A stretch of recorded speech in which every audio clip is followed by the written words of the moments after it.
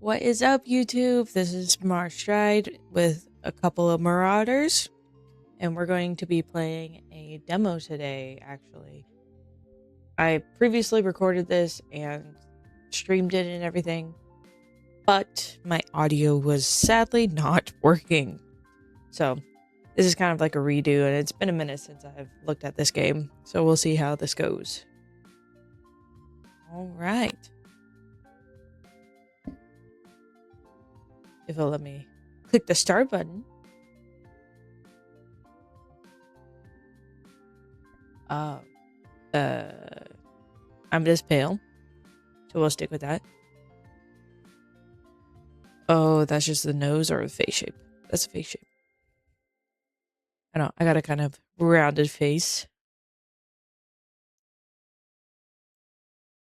Yep, that looks about right. Those eyes. Let's change the color. Yeah. Yeah. Okay. We'll do those brows. I don't know about y'all, but I got a kind of brownish hair, so I'm gonna make it like a dark brown. There we go. Oh, you got a bunch of... Why are these all like men's styles?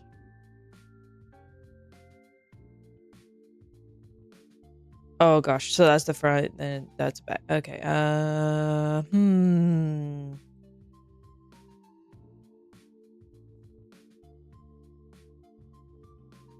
Should we do the middle part? Big part? Small part? Big part? Small part? Do the... You know what? No, forget that. We're going to do something... I don't like the eye cover. To be honest, I probably like this one the best. We'll stick with this one. Alright, now how do I want the rest of the hair to look? Yeah, there we go. And let's do... Yeah. I like that color. Okay, outfit. That is so many options. You see all these options? That's great. They're fantastic. Glasses?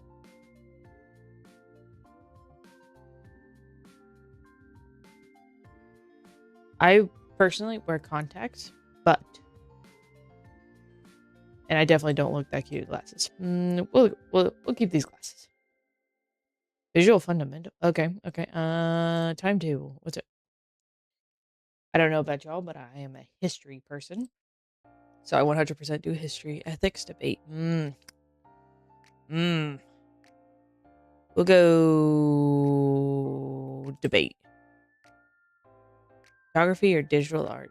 I'm probably more, in all honesty, digital art. Anatomy and ecology.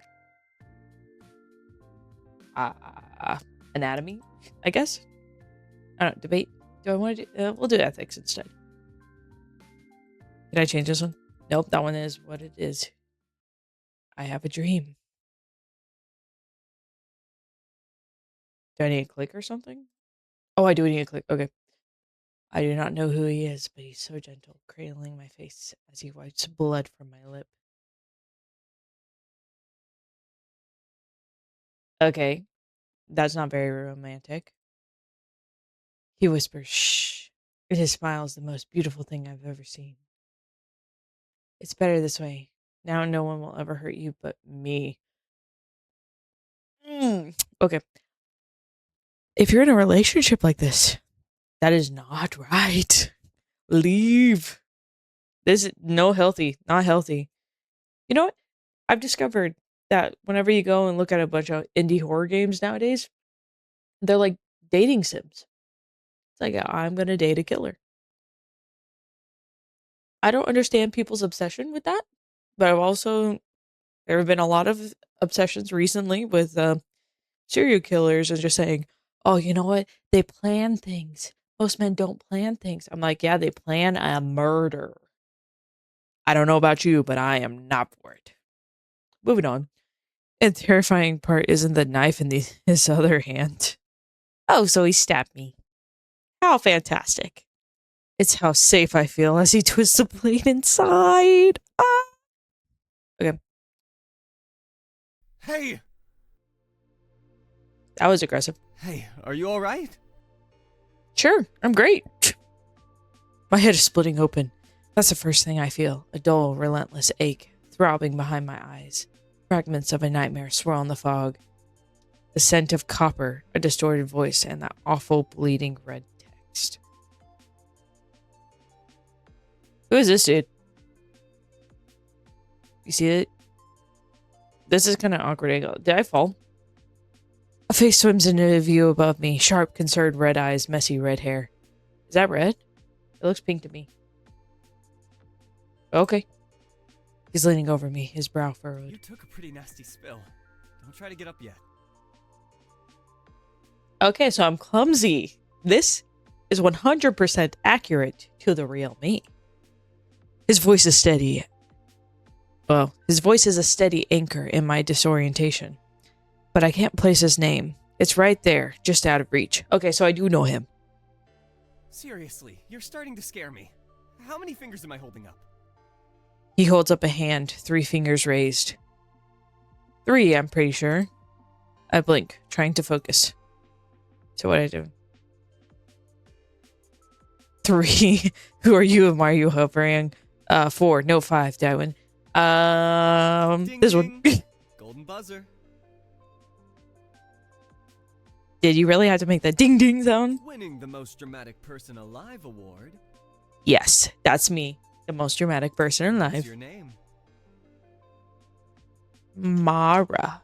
Actually, I'm going to capitalize the M. Okay. Pronouns? Pronouns. I don't know about y'all, but I'm a she. I'm a she and a her. Okay, good.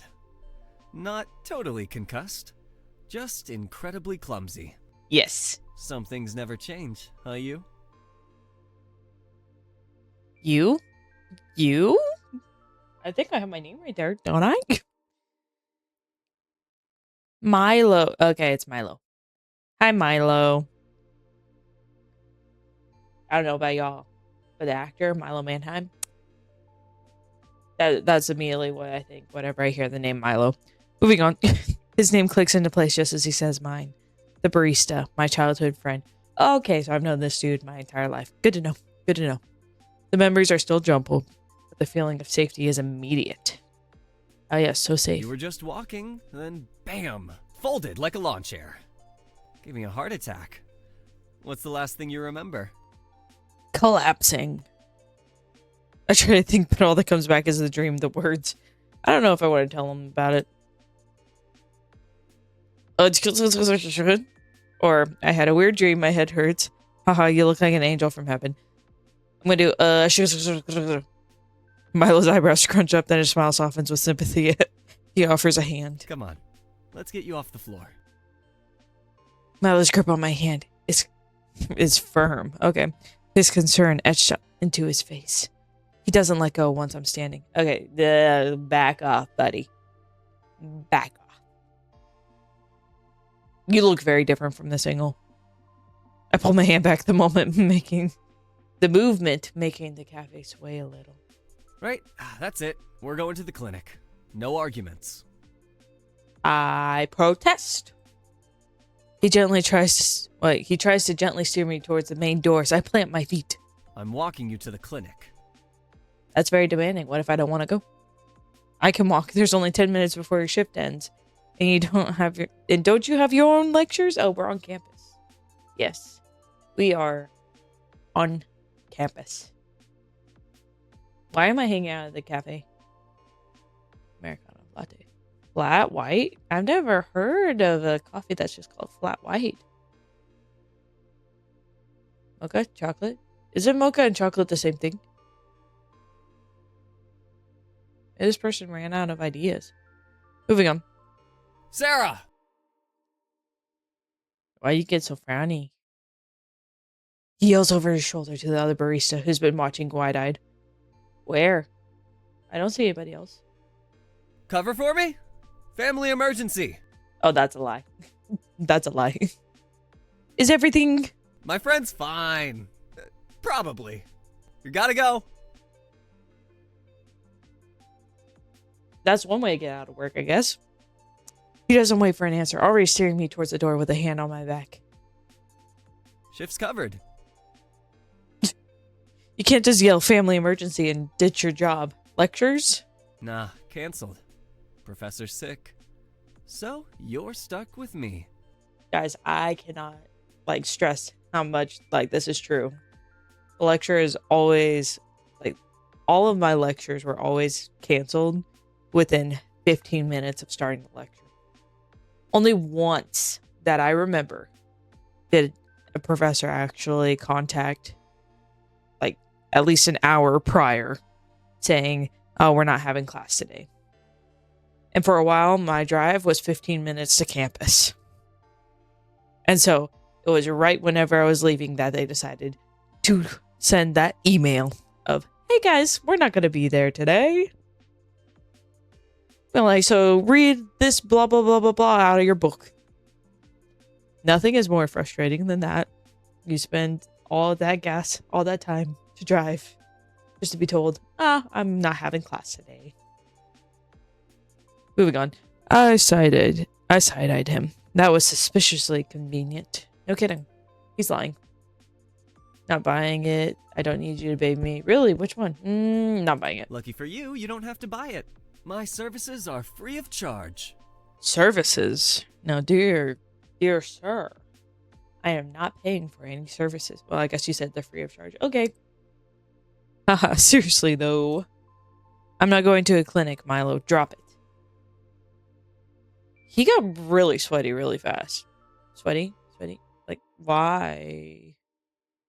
I know that a lot of animes do this whenever somebody's concerned, but it makes no sense to me why you would add this much sweat to show concern. He studies my face, sees the stubborn set of my jaw, and finally sighs in defeat, running a hand through his already messy hair. You are the most infuriating person I know. Fine. I'll walk you to class then. So I don't get to leave you behind. Got it. He crouches down to pick up my scattered books. Okay, I thought we went outside. Didn't I collapse in the cafe? Maybe that was a little bit of an oversight. Moving on. His movement's brisk but careful. As he hands them to me, he lets out a short, frustrated breath. Short, frustrated. That's what I imagined. You're just like your mom. There it is. You know that? Stubborn as hell.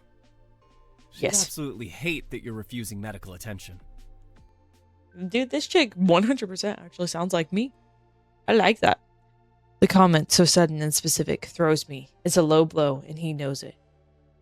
Oh, I don't like being called my mom. Got it. Wow, bringing my mom to this? That's a new low. Seriously, why bring that up? Whatever. I would personally go with the whatever option. All you want. It's true, and you know it. She texted me this morning, by the way. Told me, make sure you're eating something that isn't instant noodles. Something tells me I eat a lot of instant noodles. My mom told me to try not to burn the cafe down. See the difference in parental expectations?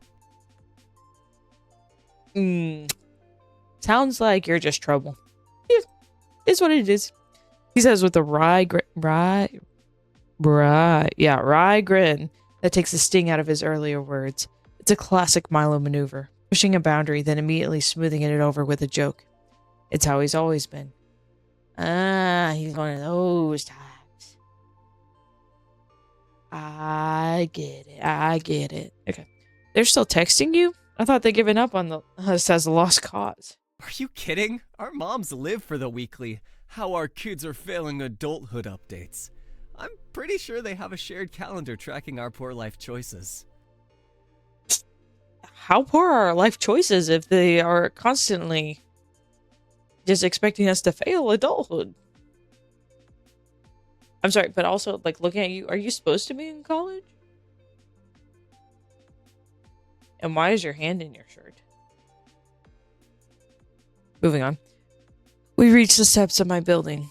Milo shoves his hands in his pockets, looking up at it. Okay. It's a building.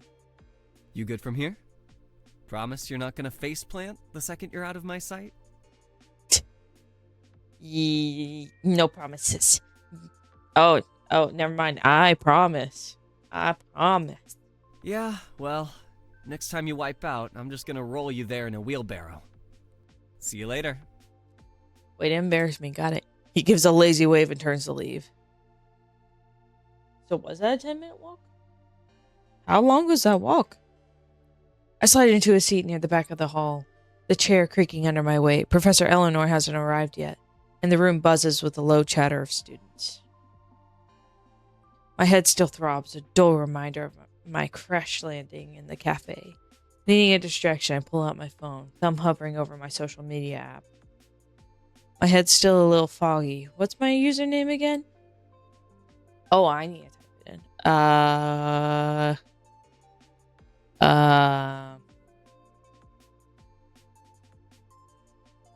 Miraculous _ girl with just 3 L's. 3 L's seems good. That seems like a little bit of overkill. Enter. A post from a user named Brutal Honesty is at the top of my feed. The pun makes me roll my eyes even as I click on it. Okay. I should automatically know who this is. This is Milo. 100%. I'm saying it's Milo. The comments were something else. Hypothetically, if someone you cared about was being, I don't know, recklessly self-destructive and refused to let you help, what would you do? Asking for a friend. Recklessly self-destructive. How? Because I fainted? Who? Yep. No one, forget I asked. Dude, that's not hypothetical. That's just Tuesday with you. Okay, so Bean Machine must be another... That must be Sarah? Or another... bartender? Not bartender. That's the wrong thing. Barista. It's not like that, just worried. Sounds like you need to have a conversation. Sometimes I think the only way to keep her safe is to lock her up. Obviously kidding. Mostly.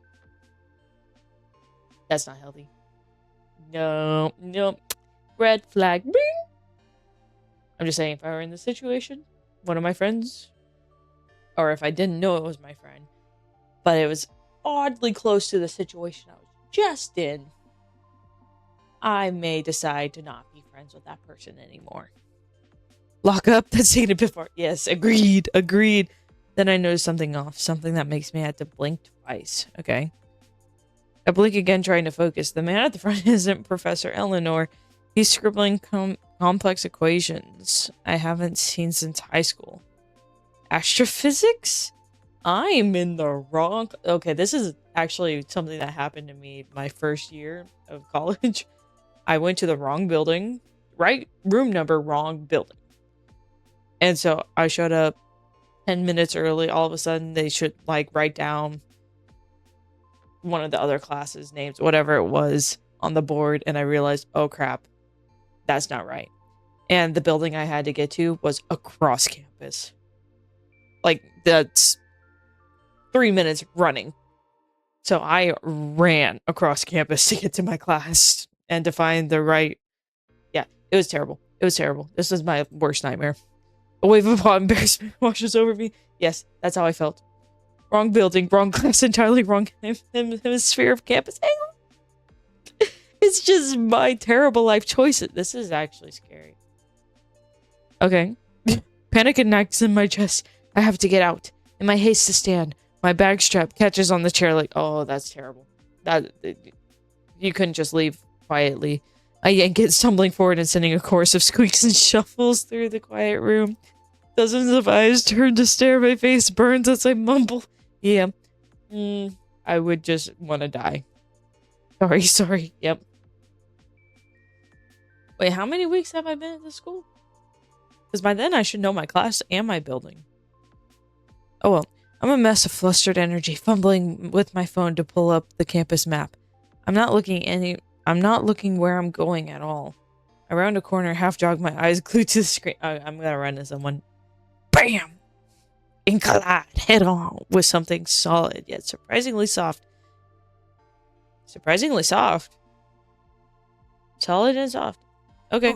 Oof. Oh. A clatter of what sounds like a metal pencil case hitting the floor. A sketchbook goes flying and its pages are scattered across the linoleum? Linoleum. We both land in a heap. I'm sprawled half on top of him, my phone skittering away. Okay. Why do all these men look like angels at first meeting? I bet he is not going to look this way right as soon as I'm not hovering over him. But I don't know about you. But what's with all the hearts? There's hearts and there's a person's face kind of like partially there. Moving on. Oh my gosh, I'm so sorry. I'm so late. I wasn't looking. Just my luck. Of course it would have happened to me. Sorry. You came out of nowhere. This one would be me.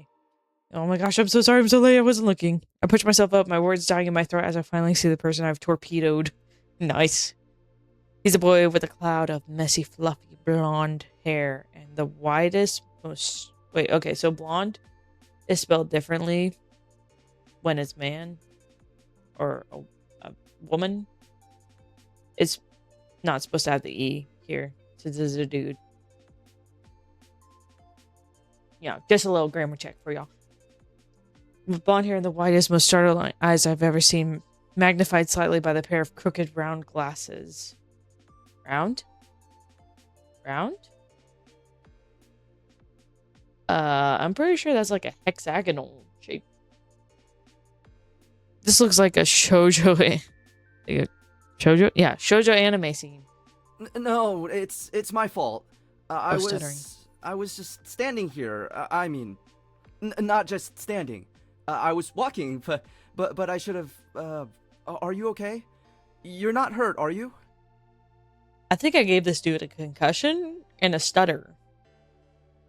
He's talking a mile a minute. That was not a mile a minute. His own words are tumbling over each other. He pushes his glasses back up his nose. A look of pure horror dawns on his features as he registers the sea of papers around us. Oh no. Why is he horrified? The sketches. Ooh, I've messed up his sketchbook. He scrambles to his knees, his movements endearingly clumsy, as he begins frantically gathering the loose pages. I'm so glad you use this word right, because most people don't. Usually they say, like, they spell it lose, like L-O-S-E. They're like, lose page. Yeah. As long as you know the context, you write it right. Like, I am a happy camper. Moving on. He's oddly protective of them, shielding them from view. Okay, why? And trying to smooth out their corners with trembling fingers. Why is he so scared? I mean, I know I just ran into him. Here, let me help you. I reach for a page near my knee, a beautifully drawn study of a tree, but he practically launches himself across the floor to get it first. Okay. A little protective of those papers. No, please, it's fine. I've got it.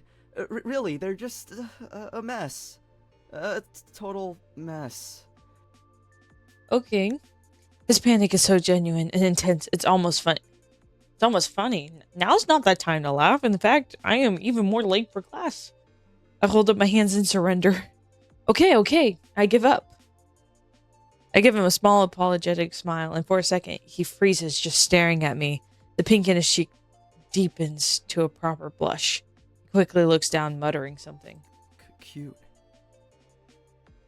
Excuse me? Did you just call me cute? You're not so bad yourself. I don't know if I would address it. I'd be like, excuse me? Nothing. Sorry. Oh yeah, you look very different standing at this angle. Okay. My own heart does a little flip. I gather my own things. Why did my heart do a flip? Oh, because I'm late.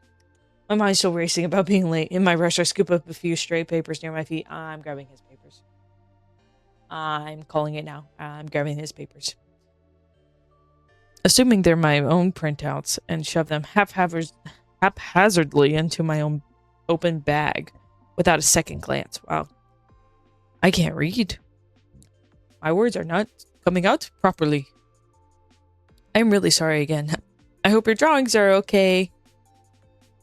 What? I just sprawled them around. It's not like I ran all over them and did, the hopscotch with them. It's really no trouble, truly. Are you sure you're alright? I'm fine. He's now holding his massive sketchbook to his chest like a shield, his eyes full of genuine concern, even though I'm the one who plowed him over. Yeah, why is he so concerned? I literally just freaking bulldozed him and knocked out all of his papers from his sketchbook. This dude, he's too nice. That's a problem. I'm fine. Just late. Bye. Yeah, that's how I do it. Except I probably would have left a while ago. I give him a final rushed wave and take off running down the hall. The image of his blushing, flustered face stuck in my mind. Well, that sucks.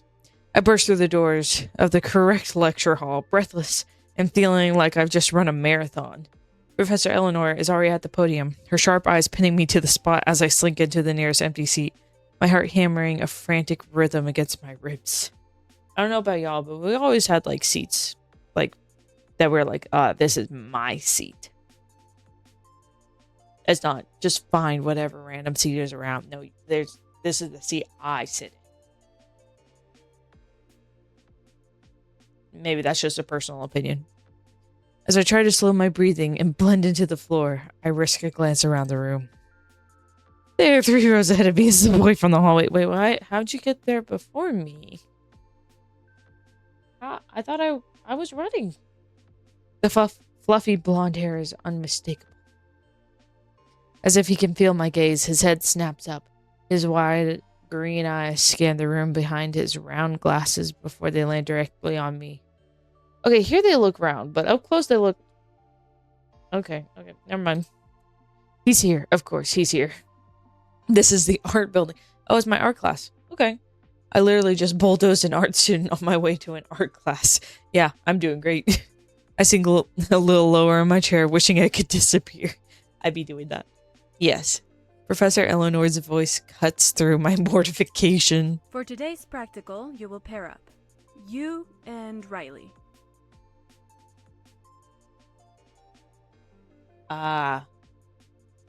Eleanor looks a lot younger than I thought she would. Why does she have an actual female hairstyle? My stomach drops. Riley, so that's his name. I am paired up with this dude that I just bulldozed. Across the room, Riley's head pops up from behind his canvas. Behind his canvas? He looks a little less surprised and more like a man who has just been handed his own death sentence. He offers Professor Eleanor a weak, nervous smile before gathering his things. He settles into the seat next to me, a little breathless. He carefully avoids my eyes, focusing instead on rearranging his pencils with intense concentration. Okay. Hello again. It's a surprisingly small campus. Yeah, you could say that. I still want to know how you got here before me. His voice is soft, but the nervous tremor is gone. Okay, so he's not nervous anymore. Got it. Seems like it. I'm really sorry about what happened before. I was seriously lost. His eyes flicker up to mine for a moment before darting away, a shy, grateful smile touching his lips. Why are you blushing? It's quite alright. It was certainly a memorable way to start the day. I'm sorry. He peeks at me again, a faint blush returning to his cheeks. He was always blush. I'm Riley. Yes, I know. I gathered. I'm Mara. Yeah. My nieces. Wait. Excuse me. Mara, he repeats the name, sounding thoughtful on his tongue. He nods, a small, genuine smile playing on his lips. Why are you so excited? How did you get here faster than me? Yes. Please answer the question I've been asking. You took the long way here. Long way? I thought that you'd know that the campuses are connected since it's already your second week here. Bro, it's my second week here? And I still ended up in the wrong building? In the wrong classroom? Okay, second day, maybe. But second week? How lightheaded am I? How many bowls of instant noodles have I consumed? Oh. Professor Eleanor's voice cuts through our introduction. Your project as a pair is to capture your partner's essence. Not just their face, but a sense of who they are. You will each create a piece, and you have 1 week. Use this time to talk, to observe. I don't know about you, but it's missing a sentence in there. Okay. The professor explains the assignment in more detail as the class takes notes. We are to capture not just our partner's face, but who they are as a person. Okay, so it's here. Okay. To try and capture what lies beneath the surface. Good to know. Riley's eyes widen slightly at the assignment, a flicker of excitement crossing his face. Back off, buddy boy. I'm not looking for anything here. So, how should we approach this? Would you prefer to draw first, or shall I? I'm flexible. How do you capture a person's essence in a drawing? Do tell. Do tell. We could take turns? Maybe we can meet up in a few days after we've, actually introduced ourselves properly. Oh, fun. The relief that washes over his face is palpable. That's a perfect idea. Much more logical. He takes a visible breath, straightening his glasses. Oh, they're still sliding down his nose. Proper introductions then. I'm Riley, first year. Fine arts major with a sculpture focus, though I draw constantly. Okay. Mara, first year also. Fine arts. I'm a fine arts major? Good to know, good to know. I had a feeling. Your style has an artistic feel to it. And I've seen you around, actually. You often read under the big oak tree near the Humanities Building, the west side, where the afternoon light's particularly good. That's very specific. I have a feeling you're a bit of a stalker, Riley. Good to know. Good to know.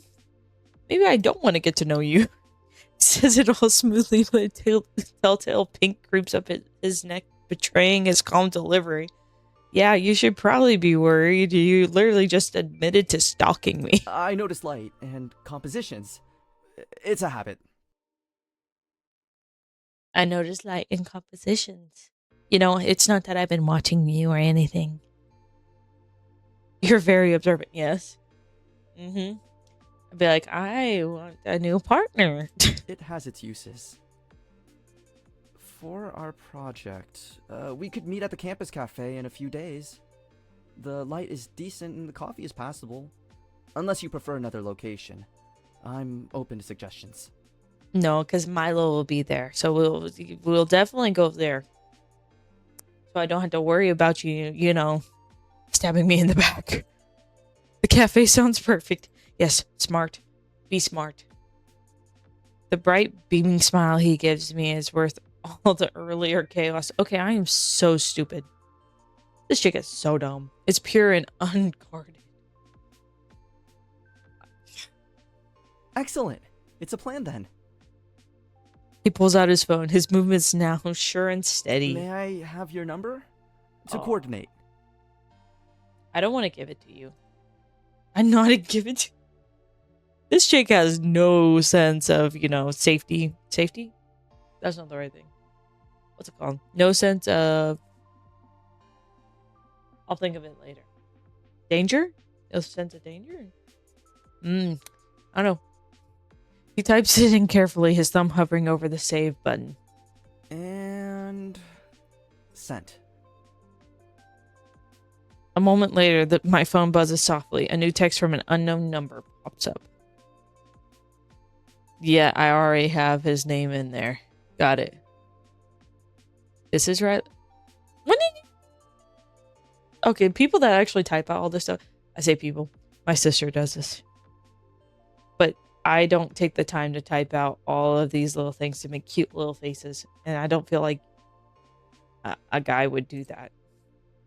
I can't help but smile as I save the contact. I'll see you later then? So soon? Okay, bye. What do you mean so soon? Oh, I'm leaving so soon. The walk home is quiet. My head finally feels clear. But my phone lights up one too many times. Am I annoying tall guy? Okay. So, yeah. Are you all thoroughly? I'm so worried. You collapsed on me this morning. Okay, I don't. You all right? Seriously. People that don't take out the time to just spell it out. Like, you're pretty much writing the entire word right here. You just gotta add the vowels. You just clapped on me this morning. Well, your childhood friends will grow up just to ignore you. Ugh. Who types ugh anymore? I saw you in your diapers. You can't do this to me. At this point, I don't want to answer him. Hey, hey, hey. Do I ignore? Do I text back? Ignore, text back. I feel like if I ignore him, he's going to be also stalking me. And he's going to show up at my apartment. If I text him back, he's going to also still show up. I guarantee it. Or he's going to annoy me, one or the other. Here, text back. I'm dead already, too late. Fine, just chill out. I don't know. I just have a headache. Can we talk about the diaper part? I'm dead already, too late. I dead already. This is... Oh. Wait. A phone call came my way, obviously, from none other than Milo himself. I don't think I reluctantly pick it up. Hello? There's a sharp intake of breath on the other end, followed by a voice I know too well. How do you feel? I feel fine. Alive? Fake cough. You worry too much. I'm fine, Milo. Fake cough. If you were a better actor, I might believe you. But you're not, so I don't. You might believe me what? Let's try. For the record, my sources say you made it to class. Your sources? Still wondering which sources you have.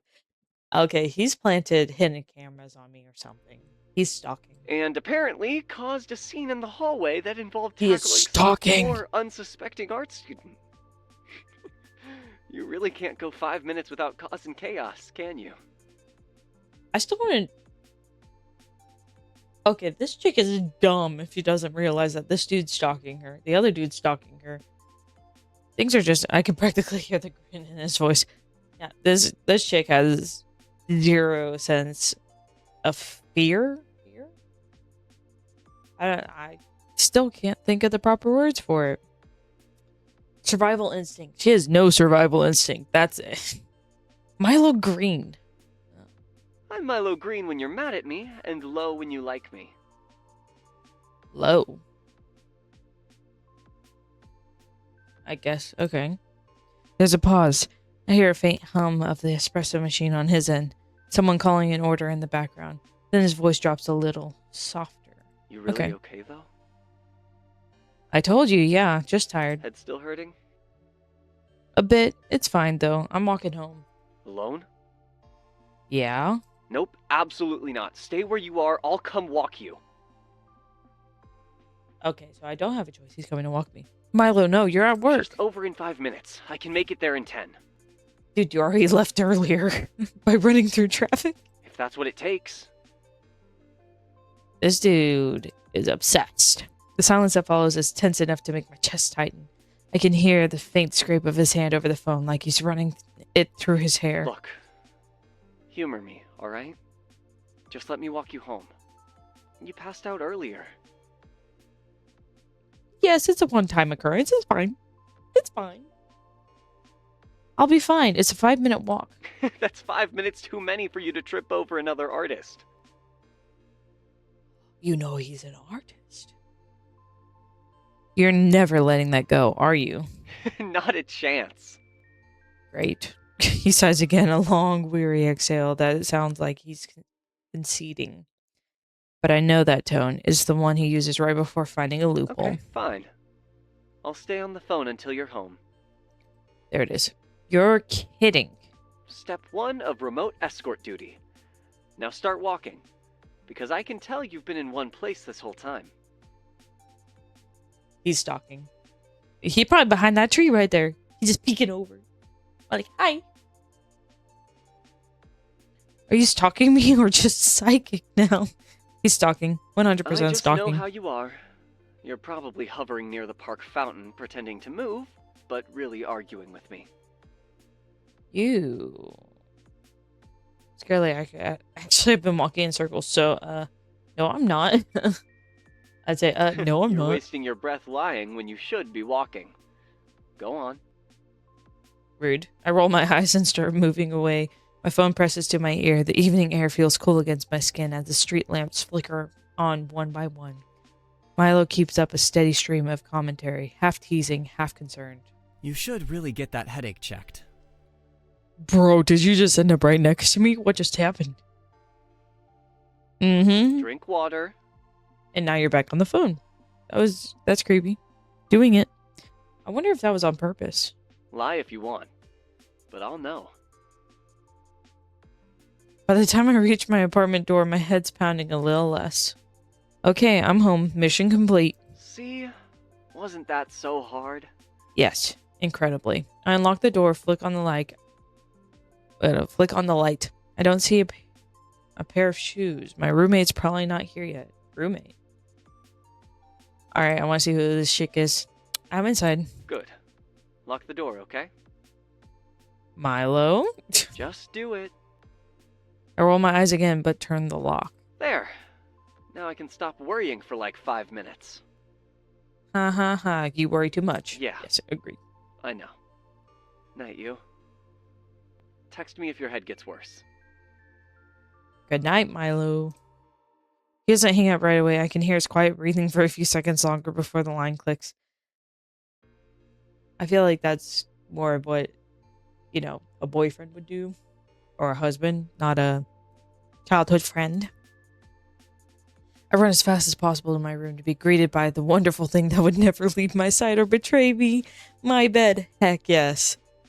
Oh gosh. You have quite an interesting array of things in here. Finally, home. The quiet stretches for a moment before I decide what to do next. Scroll through social media, study, take a nap. Social media would probably be my go-to. I really deserve a rest. 10 minutes won't hurt. I flop onto my bed, promising myself that I won't spend too much time on it. I turn on my phone and click on the first app I see. Then I proceed to scroll mindlessly through multiple cat videos, much to my heart's content. Cats. I'm that person. I get startled by the sound of the front door clicking shut. The room is dark. The only light, a pale blue from the streetlights filtering through the window. I fumble for my phone. 7:03 p.m. Shouldn't be that dark. I guess it depends where you are. A heavy tread, familiar and deliberate, moves through the living area. It's Anthony, my roommate. Anthony? I'm living with a dude?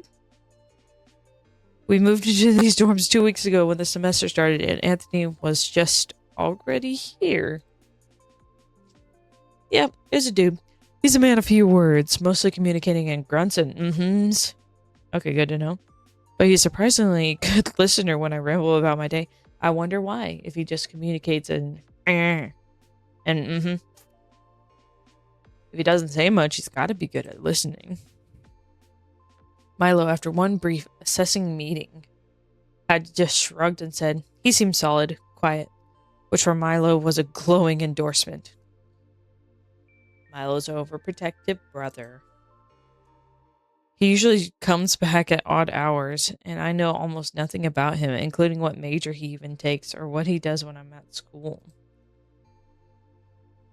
Oh, how lovely is this? Is this your casual everyday thing? You just hold a knife? Right. That's normal. I shuffle out of my room, rubbing the sleep from my eyes. Anthony is standing in the kitchen, but not in, by the kitchen counter. His long hair is tied back, and the intricate sleeves of tattoos on his arms are on full display. He looks tired. I guess I do kind of see the bags on your eyes. You okay? You're back late. You okay? He glances over, his expression neutral. Okay. Rough day? He gives a short, non-committal grunt, but looks at me clearly as though waiting for me to tell him about my day. Well, my day was a mess. Passed out at the cafe. Milo freaked out. Then I literally crashed into some art student. It's been a day. He listens, a faint hint of a smile touching his lips as I described tackling Riley. It was more of a reaction than most people got. Sounds loud. Ooh. I kind of like your deep voice. Good to know. Good to know. You have no idea. Anyway, I'm gonna try to be productive. Do some laundry. He nods, trying to grab a water from the fridge. Need help? This dude is taking too long to talk. He's trying to make his voice seem deeper. I see. I hear it now. Nah, I don't need help. I'm a big girl. I can do my own laundry. I head to the small laundry basket in the corner of the living area, mindlessly gathering my own rumpled clothes from the day. On autopilot, I scooped up Anthony's small pile from beside it, a couple of dark t-shirts and his jeans. Oh, I transfer over. Am I doing this right? Is it transferring over? Oh, it did. Okay. What is that? What is what? The jeans are dark, but the stains on them are darker. Thick, rusty brown smears that are flaking at the edges. Ah, he's murdered somebody. One of the t-shirts has a large, damp patch of it, a deep, unmistakable crimson that stands out even against the black cotton. Don't question it. Don't question it. If your roommate goes out and kills somebody, you don't want to be next, so you just leave it be. Blood, a lot of it. Yeah, he's a murderer. My sleep-addled brain short circuits for a second. I stare at the clothes in my hands, then back towards the kitchen. Anthony is leaning against the counter, sipping his water, looking perfectly calm. Anthony? Okay, this dude, 100%, this way, the way he looks right here, gives off, what is it, motorcycle vibes? I'm assuming it's, yeah, it's just missing the leather jacket. That's all he needs. He looks over. I hold up the bloody jeans. What is the what happened here? This is blood. Are you okay? Did you get into a fight? This isn't your blood. Is did you get into a fight? His face flickers with an emotion, but it happens so quickly I'm not able to identify what it is. Are you okay? I'm fine. Occupational hazard. What's your occupation again? Yakuza? Yeah, maybe. Remember? Right. Don't worry about it. It's just work. Okay. Work? What kind of work? You're a terrible liar. What kind of job coats you in blood? What kind of job coats you in Butcher blood? shop. Messy day. Okay, I've been living with this dude for 2 weeks and I didn't know what his job was.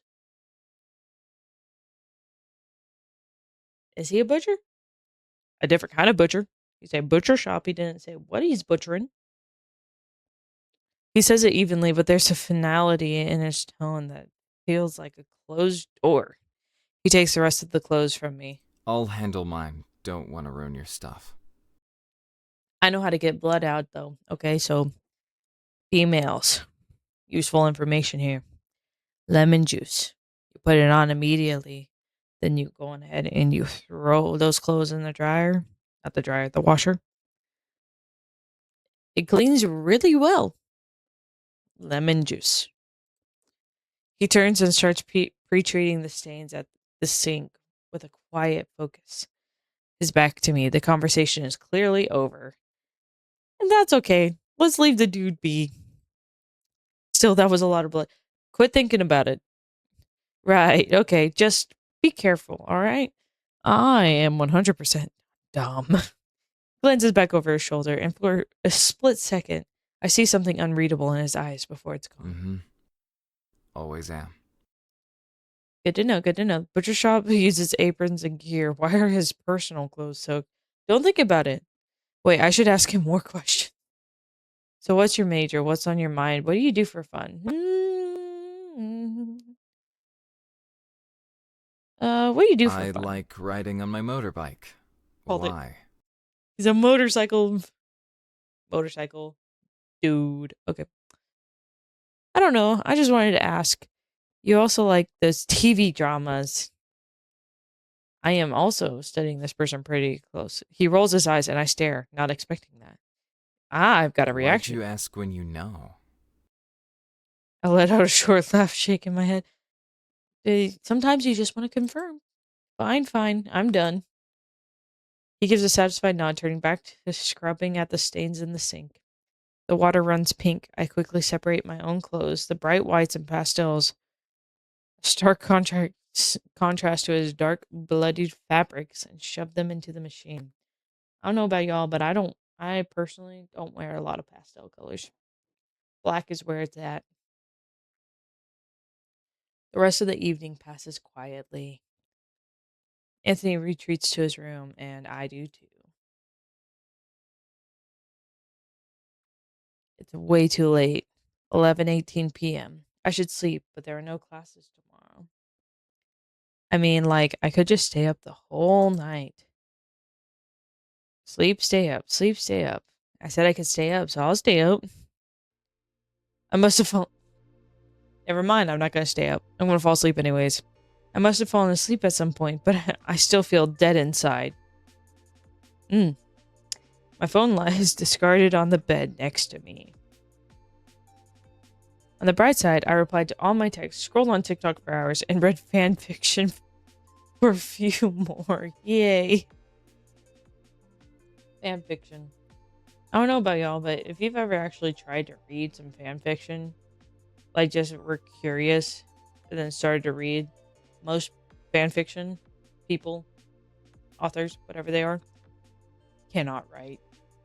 And trying to add yourself into these things is kind of cringy. It's fun to make fun of. That I'll just say that. What else is there to do? There's no class today, yet I don't feel like getting out of bed quite yet. ... Just then my phone lights up in an intense bright red. Oh, that's not good. What the heck? My heart starts to pound. I pick up the device like it's a bomb, which it very well could be with the way it's glowing. As if waiting for me, the screen's glow begins to fade when I pick it up. No longer blinding, I can read the words that appear. It's a bold black background and blood red letters that force me to blink in order to adjust my vision. Welcome. Are you ready to play a game? A game? What is this? Some kind of virus? I don't remember clicking on any suspicious links. That would be my first thought. I'd be like, did I click on something? Did I get a mysterious text that I accidentally clicked on and I didn't mean to? Restart the phone, tap it. I'm restarting. Right, I'll just reset it. That should fix the problem. I hold the power button down until the screen goes black. After a few moments, I turn it back on. Okay, now I'm starting to freak out. The first wave of text fades, only to be replaced with more. You have been chosen. This is the opportunity of a lifetime. All you have to do is agree to my terms of service. What do you say? No. No. No. No. Okay, apparently you can't click no. You have to click yes. Good. Good. What's good about this? Yeah, my phone's deciding for me what my fate is. At this rate, I start to consider the fact that I might need a new phone. I've never seen a virus so impossible to get rid of. All I can do is click through the prompts and hope that he'll stop or at least let me exit whatever program is causing it. See you again soon. My phone shuts off. When I power it on again, everything is normal. I check all of my apps, my pictures, my settings, all normal. So I checked my text and nothing? I exhale slowly, feeling a mix of relief and curiosity. What the heck even was that? That's a good question. I shake my head, trying to loosen the creeping feeling of unease building up in my chest. Whatever. It's gone now. What's with the dots again? Guess that's a good sign, as I need to get out of bed. Oh, I've been laying in bed that entire time. What to do next? Clean my bag, check my phone. I was just on the phone. I'm gonna clean my bag. Oh gosh. My bag's a mess. Good to know, good to know. It's so incredibly Stacked with heavy books, messy with random papers, and scissors thrown everywhere. Neat and organized, bland. I carried heavy books with me all the time. As I dig through my bag, I noticed a stack of papers that doesn't feel like mine. What the? And I got Riley's stuff. I hold it up for it to meet my eye. Wow, little. I pick one up. It's a beautifully detailed study of a tree. Another is a sketch of a hand. My memory flashes back to yesterday, crashing into Riley in the hall, and the beautiful fluttering snowstorm of his sketchbook pages. Me scooping up my things in a frantic, embarrassed rush. Oh no, I took his drawings. And I think oh no, I ripped his drawing. Oh no. Let's put the ripped pages back together. Oh. That kind of looks oddly like me. Yeah, I think that's the character I created, is it not? Oh, they click in place. Okay. I should have been able to tell by the first little bit that, hey, that's me. That's not a good sign.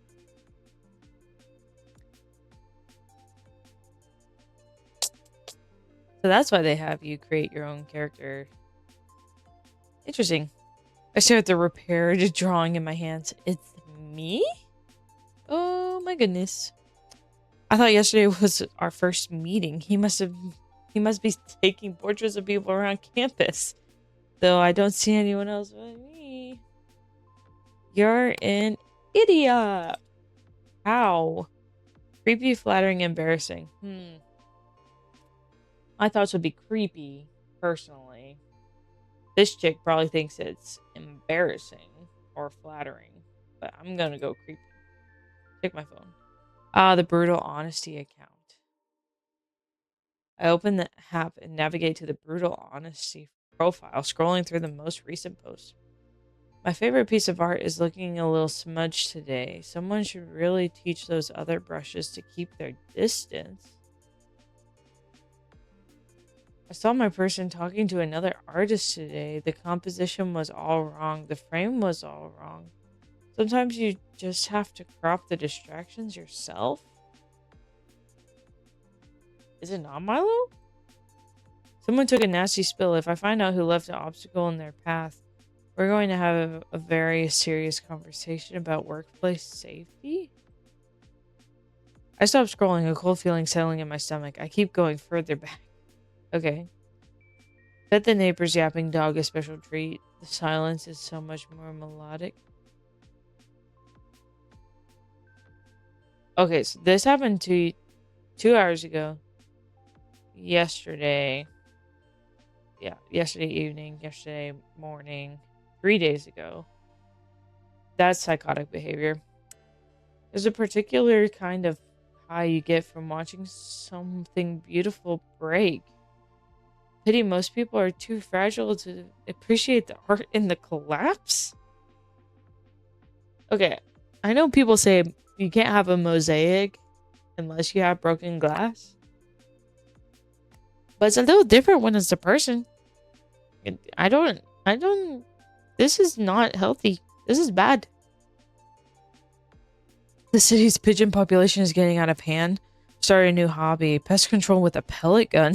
It's all about the precision. Sometimes I put out food laced with antifreeze just to see which alley cat is the smartest. Spoiler, none of them are. Bro. The account had so many followers, and for what? How many people are... I don't see any likes. But how many people don't see this and think, ah, that's normal? I agree. No. Messed up. People are replying to posts acting similar to brutal honesty. Maybe even looking up to him. An odd feeling settles on my stomach. I would want to throw up. Just then, the front door clicks open. Heavy, familiar footsteps. Anthony's back. I shuffle out of my room, the disturbing post still fresh in my mind. He's standing by the kitchen counter, his gaze immediately landing on the full, untouched plate of food he'd left for me this morning. Ah, he's a chef. You didn't eat. You sound majorly disappointed. It's not a question. His voice is flat, but I hear the edge of disapproval. Sorry? I got distracted. Haven't eaten yet. He glances at the clock on the microwave, 12:47. His eyes narrow slightly. He knows It's I'm lying. almost 1. Your body needs fuel, not just whatever that is on your phone. He doesn't wait for an answer. He walks to the fridge, pulls out ingredients, and starts moving around our small kitchen with a quiet, practiced efficiency. The silence stretches, filled only by the sizzle of butter in a pan and the rhythmic chop of a knife. What is he making? Back to this, I see. 10 minutes later, he slides a plate in front of me. Yeah, at the small table. Perfect cooked omelet and a slice of toast. What was all the chopping for? The toast? He puts down an identical plate for himself and sits across from me. Eat. Okay. Thanks, you don't have to cook for me, you know. Thanks. I don't know if I want to upset him. He had blood on his stuff. Anthony shrugs and tucks into his own meal without another word. Did I watch him cook this? He could poison me. I take a bite. It's delicious, fluffy, and perfectly seasoned. This is really good. Where'd you learn to cook like this? Why are you doing this? You're a great cook. Where'd you learn to cook like this? He doesn't look up from his plate. Necessity. Necessity. What kind of necessity? Okay. He barely misses a beat. He motions to my plate. The food is still left on it. It's gonna get cold. Eat. Eggs do get cold really fast. I don't like if you've eaten eggs before, you've cooked eggs, they get cold fast. We eat in silence for another minute. You're staring. Oh, am I staring? Sorry. Just thinking. Don't hurt yourself. Was that a joke? A beat of silence, and I see the faintest, almost imperceptible twitch at the corner of his mouth. Was that yeah, from him? Just as I'm about to take another bite, my phone vibrates on the table. An unknown number. I hesitate, then swipe to answer. Hello? A young man's voice, bright and slightly frantic, bursts from the speaker. Hi, yeah, finally. Look, I've been waiting for over a week. Where is it? The tracking number is useless. Wrong number. I think you have the wrong number. Yep. No, this is the contact for Sparkle Maid services, right? Sparkle, what? I ordered the deluxe package at black lace trim, very specific instructions. Bruh. Yeah, I'm pretty sure that's wrong. Sparkle Mate? No, this is just my personal number. Yeah. You've got the wrong person. I don't own a maid outfit, and I definitely don't sell them. There's a pause on the other end. Wait. Seriously? My bad. The website was sketchy anyway. Sorry to bother you. And in the background, Anthony, having finished his food, stands up and takes a plate to his sink. Want some tea? His low rumbling voice is unmistakable even from a few feet away. There's a sharp intake of breath on the other end of the line. No way. Was that Tony? Tony? My blood runs cold. Tony? Nobody calls Anthony that. Who is this? Is this who I think it is? From Pebblestone? The one who face planted in the cafe and then tackled Riley? How you know? Who telling everybody all my business? My jobs. How does he know all that? Exactly. How do you... Small campus. And Tony's voice is pretty memorable. Look, this is too perfect. I'm Cal. We've got like 3 mutual friends. Tell Tony his favorite comp sci major says hi. Cal. Do I like Cal? Okay. I look over at Anthony, who is now leaning against the counter, arms crossed, watching me with a deeply unamused expression. He'd clearly heard his name. He says he's Cal, your favorite comp sci major? Anthony's expression darkens as he lets out a short, weary sigh that speaks volumes. Up. Tony, Okay. heard that. Rude. Don't hang up. That voice crack. Perfect. This is a way better connection than a maid outfit. We should totally hang out. I don't know if I want to. Anthony doesn't seem too happy. I'm caught between confusion and laughter. This is the weirdest wrong number call I've ever had. Stick with me. It won't be the last. See you around. Oh, and, tell Tony I expect my damn maid outfit. Okay. The line goes dead. I'm left staring at my phone. Then Anthony, who looks like he's just bitten into a lemon. I didn't know you're into those kinds of things. How scandalous. So, Tony, how scandalous? His face sours even more, like he's just bitten into a second lemon. Anthony deftly ignores my insinuation instead motioning in my direction. Okay. Hand me your plate. Oh, he's fed up with me. He's gonna kill me. I'm left to tidy up all the plates while Anthony diligently washes them. Not a single complaint crossing over, even though he cooked the dishes as well. I am useless. I didn't cook for him, nor did I do the dishes. Just as I'm putting the last plate in the drying rack, my phone buzzes in my pocket, then buzzes again and again. By the way, it's Cal. Saved your number, just so you know. Also, tell Tony the black lace is non-negotiable. So you and Tony, roommates, huh? That's interesting. Very interesting. I don't think I like this. Anyway, you seem fun. We should def hang out. I know all the good spots on campus and all the gossip. Just saying. I can't help but laugh, shaking my head. Your friend Cal is persistent. Anthony doesn't even turn from the sink, but his shoulders tense slightly. He's not my friend. Good to know. Good to know. Not friends. I retreat to my room for the rest of the afternoon, letting the weird energy of the day settle. Yeah, it's a pretty awkward situation. I scroll through my phone, half-heartedly attempt to read for class, and eventually just end up watching videos. For real. A few hours later, Anthony wordlessly leaves a container of leftover pasta and a fork outside my door. Thank you. No, just a quiet tap to let me know it's there. What a gentleman. Murders people during the night, but cooks food for me in the day. You know what?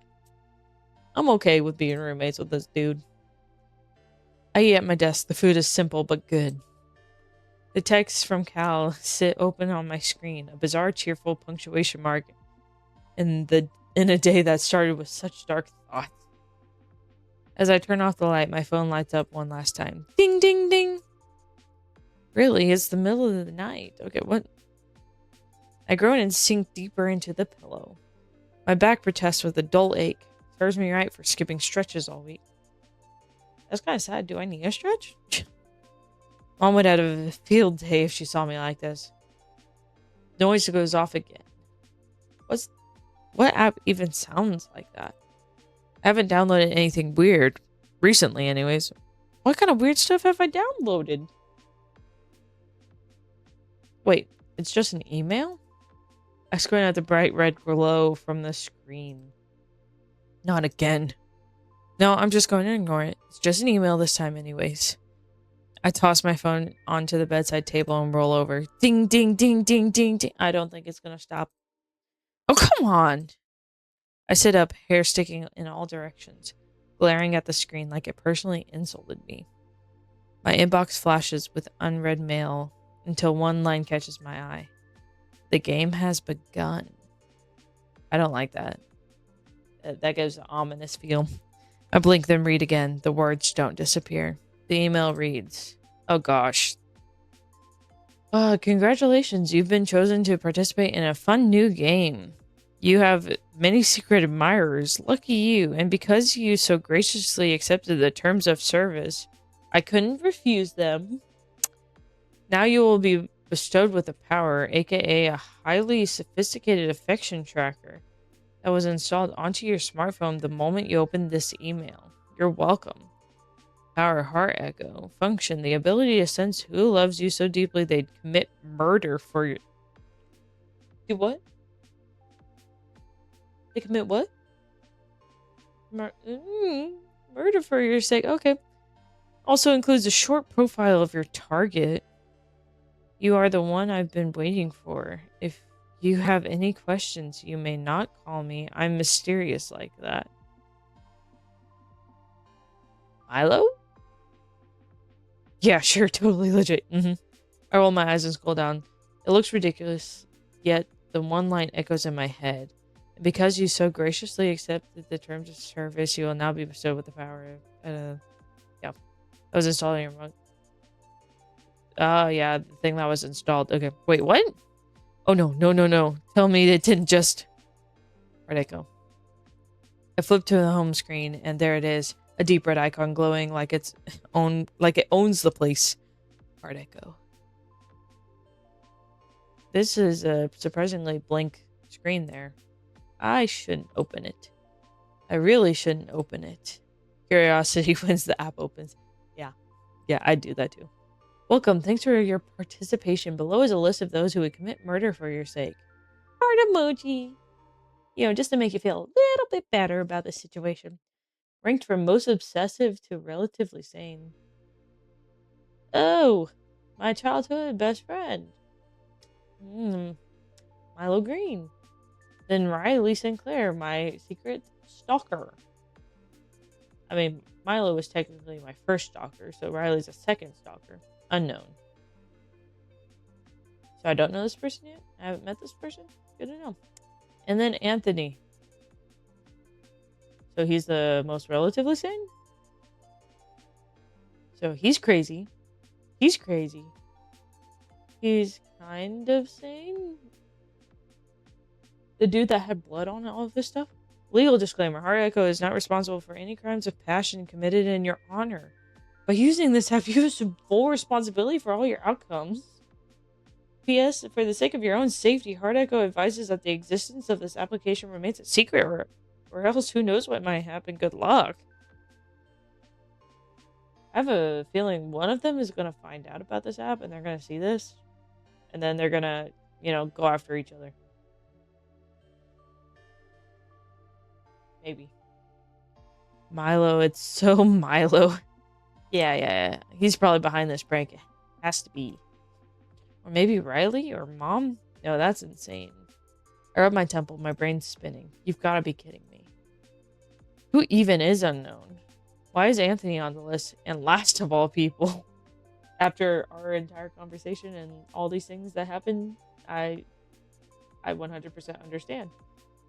And Milo, does that mean he actually... Nope, not thinking about it. I'm sure it's just an elaborate prank. Somebody clearly has too much time on their hands. I'm not thinking about it. I flop back on the bed and buried my face in the plushies. Heartbeat loud in my ears. Oh, those are cute plushies. I do like the plushies. Whatever I did in a past life, it must have been something serious. How unfortunate. Sleep finally wins, pulling me under before I can spiral into conspiracy territory. I'd still be wide awake. I could not sleep after that. Pancakes. Yes, I wake up most days. Pancakes. That's the first on my head. I mumble slowly, sitting up in my bed. Well, what time is it? Well, who am I asking? It's just me in here. I reach for my phone, blinking slowly as my eyes readjust to the sunlight seeping through my blinds. Hey you, wake up. You're late for class. I think. I made you pancakes. He made me pancakes. He yells out from the kitchen. That was not a yell. I slap myself awake and run over, witnessing Anthony while he sits down to eat. I sit across from him to have breakfast as well, just like we've done for quite a while. I take in the view of pancakes that stand right in front of me, the maple syrup making the pancakes shine as if they were from a commercial. This dude must be a real good cook. I want his food. My hand leaps to dig into the food. I'm starting to drool. I need to act fast. My fork stabs the soft golden brown pile, taking a huge chunk out of it. I chew slowly, making sure to savor every last piece of it. I look back up at Anthony, who patiently nibbles on his food. So good. Proper response. Last night's memories suddenly flood into my brain. I have to confirm whatever happened last night was indeed true. I'm determined to do anything necessary to prove it. Hey, Anthony. Let's say I hypothetically get hurt. What would you do? I'm just gonna ask my roommate this. That doesn't make sense to me. I wouldn't say a word. Oh well. Anthony pauses mid-bite, his fork hovering in the air as his dark eyes shoot up to meet my unnerving gaze. His expression is almost unreadable for a couple of seconds. To my own surprise, he just smiles. The corner of his mouth twitches at my words. Is he enjoying this? That's kind of... It depends. What are you talking about? Let me think. Physical, emotional. So it's the type of hurt? Someone saying your outfit's fugly. Wow. That's quite a shot in the dark. My shoulders tense up at his response. I awkwardly chuckle, trying to play off what I said as a joke. Silly questions. I don't like violence, but if it happened, I'd make sure they regret it. Don't like violence. Okay. That's kind I'm of sure scary. it'll never happen, though. Right. Yeah. I see the room slowly closing on me. Breathing becomes more of a struggle as the seconds pass. I feel the air running out of my lungs as if I were choking. I manage to cough out an anxious chuckle, my fingers gripping the tablecloth. It's good to know I've got someone on my side. Good thing no one is after me then, huh? You're serious, aren't you? Good to know I have someone on my side. Don't worry about it, Yo. Is anyone giving you problems? No. Oh, no. Nothing like that, Anthony. Yeah, my roommate scares me. Okay. Later that morning, I meet up with Riley at the art studio. The sunlight filters through the tall windows, bathing the room in soft light. He's already there, sketching on a large canvas. His golden hair catches the light, giving him an almost ethereal glow. I can English. I pause for a moment, considering him and the sketch I saw. I think about how it was probably nothing concerning, and how if I'm wrong, then acting coldly towards him will only make things worse. I don't know. Hey, you made it. He doesn't look up, a small smile playing on his lips. I set my bag down, suddenly nervous. I thought we were supposed to meet at the cafe. Yeah, sorry I'm late. Riley looks up then, his sharp green eyes locking onto mine. You're not late. I just like being early. Okay. I don't like to be kept waiting, so that's nice. He gestures to the seat beside him, and I hesitate before sitting. So, I'm guessing you haven't had time to think much about our project yet. Oh, crap. I have sort of, not a lot. I've been busy, okay? I have. He smiles soft and inviting. Okay. That's why there's two of us, right? We work in silence for a while, but I can't stop sneaking glances at him. He's going to get the wrong idea. 100%. He looks so confused, so confident in what he is doing. I, on the other hand, feel completely out of my depth. After a while, Riley breaks the silence. You okay? You seem distracted. I nod absent-mindedly. We spend the rest of the afternoon researching symbolism in flowers, and Riley's enthusiasm is contagious. He has found his way of looking at art that makes even the simplest details feel profound. You know what you remind me of this flower. Okay. He blinks. What? Proper response. I shrug a soft smile on my lips. Strong, vibrant, and hard to ignore. He's getting the wrong idea. His cheeks heat up, and he quickly looks away. You really think so? I do. My voice is quiet, but certain. I did not say that certain. I do. Sure. When the session finally ends, Riley reaches into his bag and pulls out a small notebook. Here, take this. It's got some notes and sketches I made for our project. Maybe it'll help if you get stuck? Oh, gee, thanks. That's nice. I'm about to turn and leave when the voice cuts through the hallway. Wow, look who it is. The man, the myth, the maestro. Cal? A guy with a sharp, knowing smirk leans against the wall opposite the Cal, door. what are you doing here? Yeah, it's Cal. Okay. Makes sense. What? I can't visit my favorite artist? Anthony hates me too much to hang out, and Milo's been hovering around our friend here like a particularly anxious hawk. Okay, so you know all my friends. Good to know. Figured I'd Ambush the one friend I have left. His eyes full of playful curiosity land squarely on me. And you must be them. Riley's new project partner. I have a feeling that Cal knows a lot more about me than I do about him. He says the last two words with a teasing lilt that makes Riley blush. Don't look so startled. Your reputation precedes you. I'm Cal. We sort of met over the phone. Yeah, I remember the maid service. The wrong number call, the maid outfit, it all clicks into place. Man, I am slow. Right, the deluxe package. Yeah, that'd be a proper See? response. You remember? Anyway, I won't keep you. Just wanted to finally put a face to the name. See you around. See you. With a final wink, he pushes off the wall and saunters down the hall, leaving a slightly flustered silence in his wake. Sorry about him. He's, a lot. Agreed, yes. It's okay, he seems interesting. How do you know him? Maybe just a little. How do you know him? Just classes. Sure. Oh, okay. He doesn't want to tell me. The day passes in a blur. My class is offering a little distraction from the chaos spinning in my head. What class do I have today? By the time class is end, okay, I don't know. I'm exhausted, but still restless. My phone buzzes with a call from Milo. Hurriedly, I pick it up. Park again? You seem off lately. Just a bit. Sure, usual spot? Under the soft glow of the streetlights, Milo is already waiting on the bench when I arrive. He has a cup of coffee in one hand and his usual lopsided grin on his face. You look like you haven't slept. Probably haven't.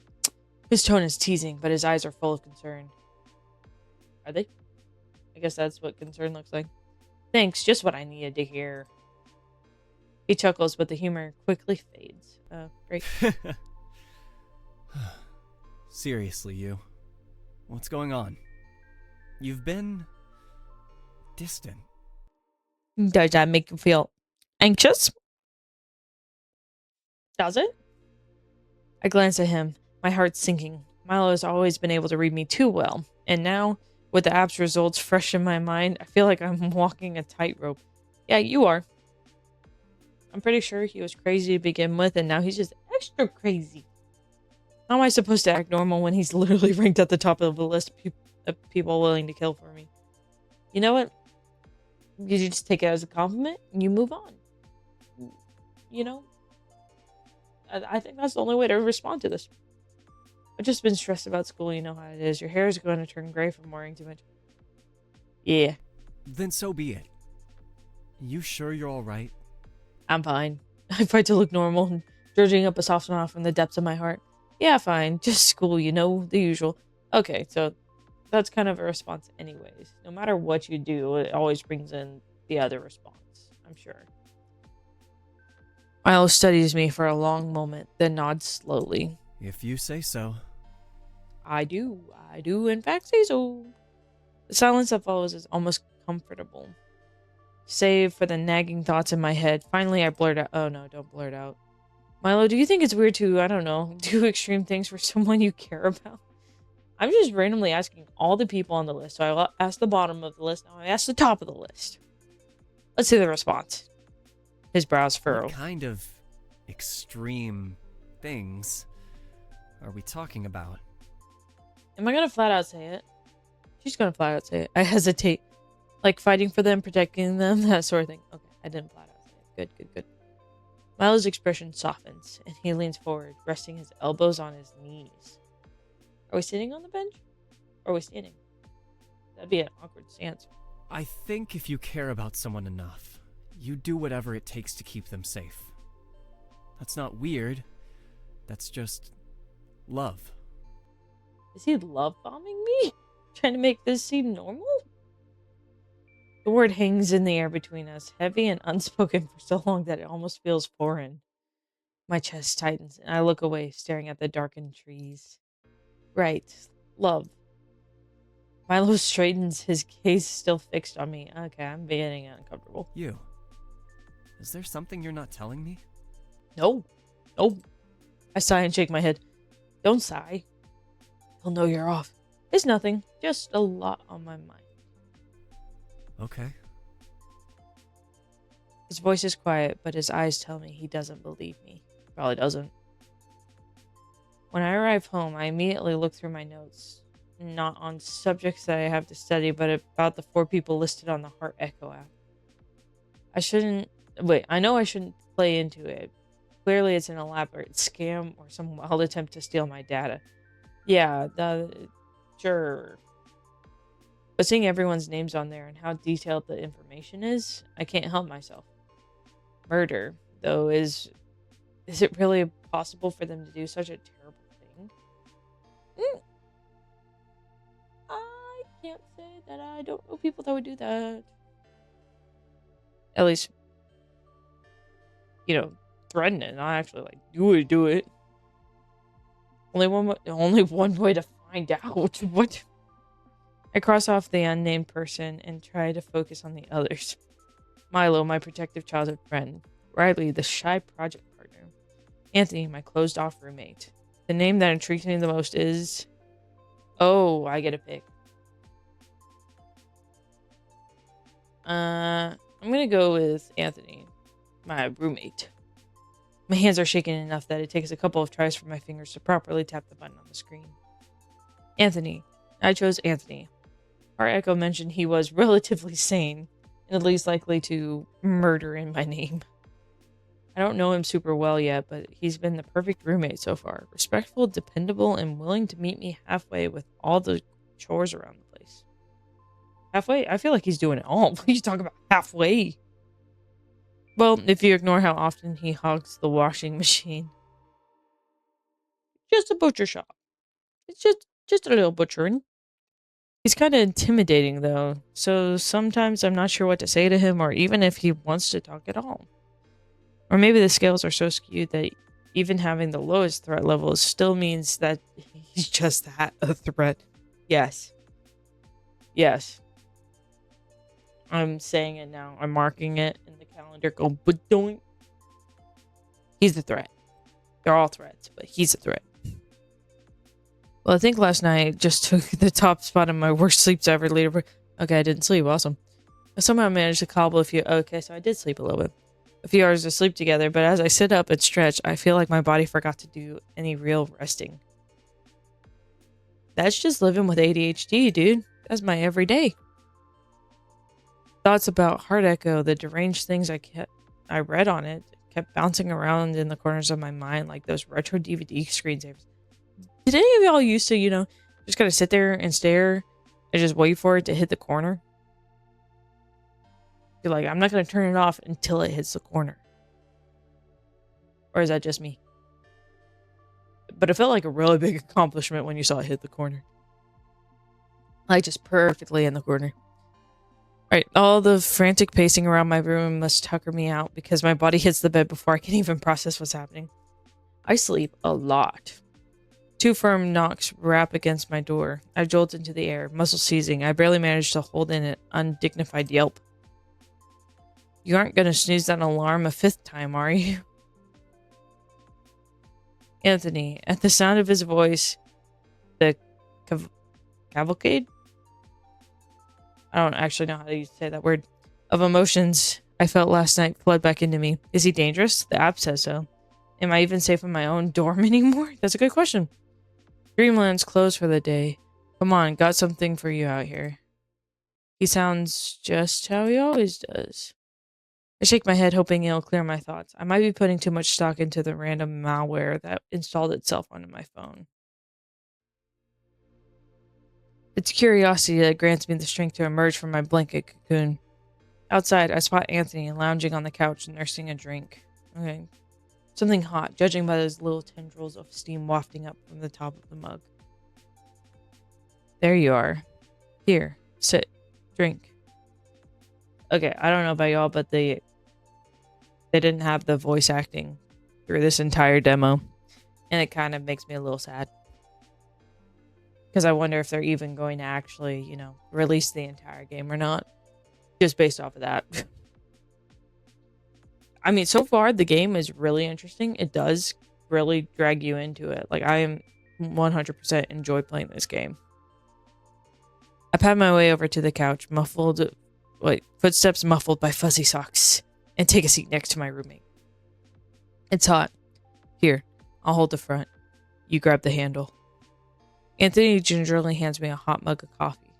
The mug is small. In fact, I registered as my hands brush against Anthony's to secure it. I almost drop the tiny thing when I feel how hot his fingertips are, near scalding as he holds the mug steady for me. Ooh, that's... Dude, just drop it. You didn't have to hand it to me. You could have just set it down. Thanks. I'm gonna need this if I aspire to be anything more than a zombie shambling around campus today. Anthony lets out an affirmative grunt as I bring the caffeinated goodness to my lips. I make a positive noise of my own. This is a pretty good cup of coffee. Like it? It's perfect. How'd you guess the right amount of milk and sugar to add? Anthony shifts on the couch. You mentioned your coffee order during one of your post-class rambles. I improvised with that in mind. That's kind of random, but okay. Nice. Huh. I didn't think Anthony really paid attention. Really paid much attention when I talk about my day. I don't even remember when I told him that little tidbit. Maybe I didn't even tell him. He just stalked me. Mission accomplished then. This is delicious. Maybe I can save a few dollars and skip the cafe every now and then, since I have a barista living in my dorm. Dude, he's cooked for me. Now he's making my coffee. Husband material. Yes. But if I skip the cafe, Milo would not be a happy camper. I can grab some nicer ingredients if you want. Flavored syrups, better grounds, that sort of thing. I think I'd like that. And you might too. I mean, black coffee? A little sweetness won't kill you, you know. I can't drink coffee black. Actually, scratch that. There's one coffee. It's like an Argentinian coffee or something that we had in my Spanish class. I 100% could drink that black, like straight. No sugar, nothing. It was so good. But that's it. That's the only one. Tastes alright. It works. Never needed to try anything else. I make a face. Yeah. I make a face. I didn't like it at first either. Too bitter. But I kept trying. Everyone goes crazy for the stuff. I wanted to know why. So you just kept drinking it over and over and over again until you... Or like, I'm kind of numb to it. To each their own. I found out eventually, once you overcome the bitterness, there's all kinds of notes. Nuts, chocolate, spice. They're faint, but they're there. Okay. Coffee's complex. Yeah, you're making it sound very complex. Instead of appreciating it, people dilute those flavors. They brute force the bitterness away with the sweetness. Are we still talking about coffee? I think this is the most that Anthony has ever said to me. I want to keep the moment going, but a horrible realization hits me. The fact that you got all of that from instant coffee is seriously impressive. I still think it's worth introducing you to all the delicious flavors in the chocolate factory, Charlie, but maybe later.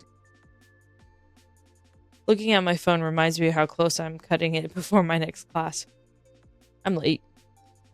You might have been right about all that snoozing. I'm gonna have to book it to make it to class on time. It pains me, but I get up from the couch, scanning for my book bag. Where did I leave it? Wait, you didn't eat any... No time! The coffee will sustain me. Trust! He's a little too worried.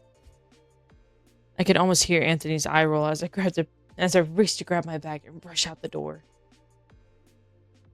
By the skin of my teeth, I make it to my art history lecture on time. I swear this is the only class I actually show up to. If I didn't have caffeine pumping through my system, I probably would have passed out from exhaustion with how fast I sprinted onto campus. I'm a wimp. Professor Lane lets out an exasperated sigh as I enter the lecture hall. Oh wait, it's a different class. Different professor. I do my best not to make direct eye contact with anyone as I shimmy toward the only empty seat in the lecture hall. As I settle in, I hear a familiar laugh. Oh no. It's Milo. Someone's a little tardy to the party. Miss your alarm?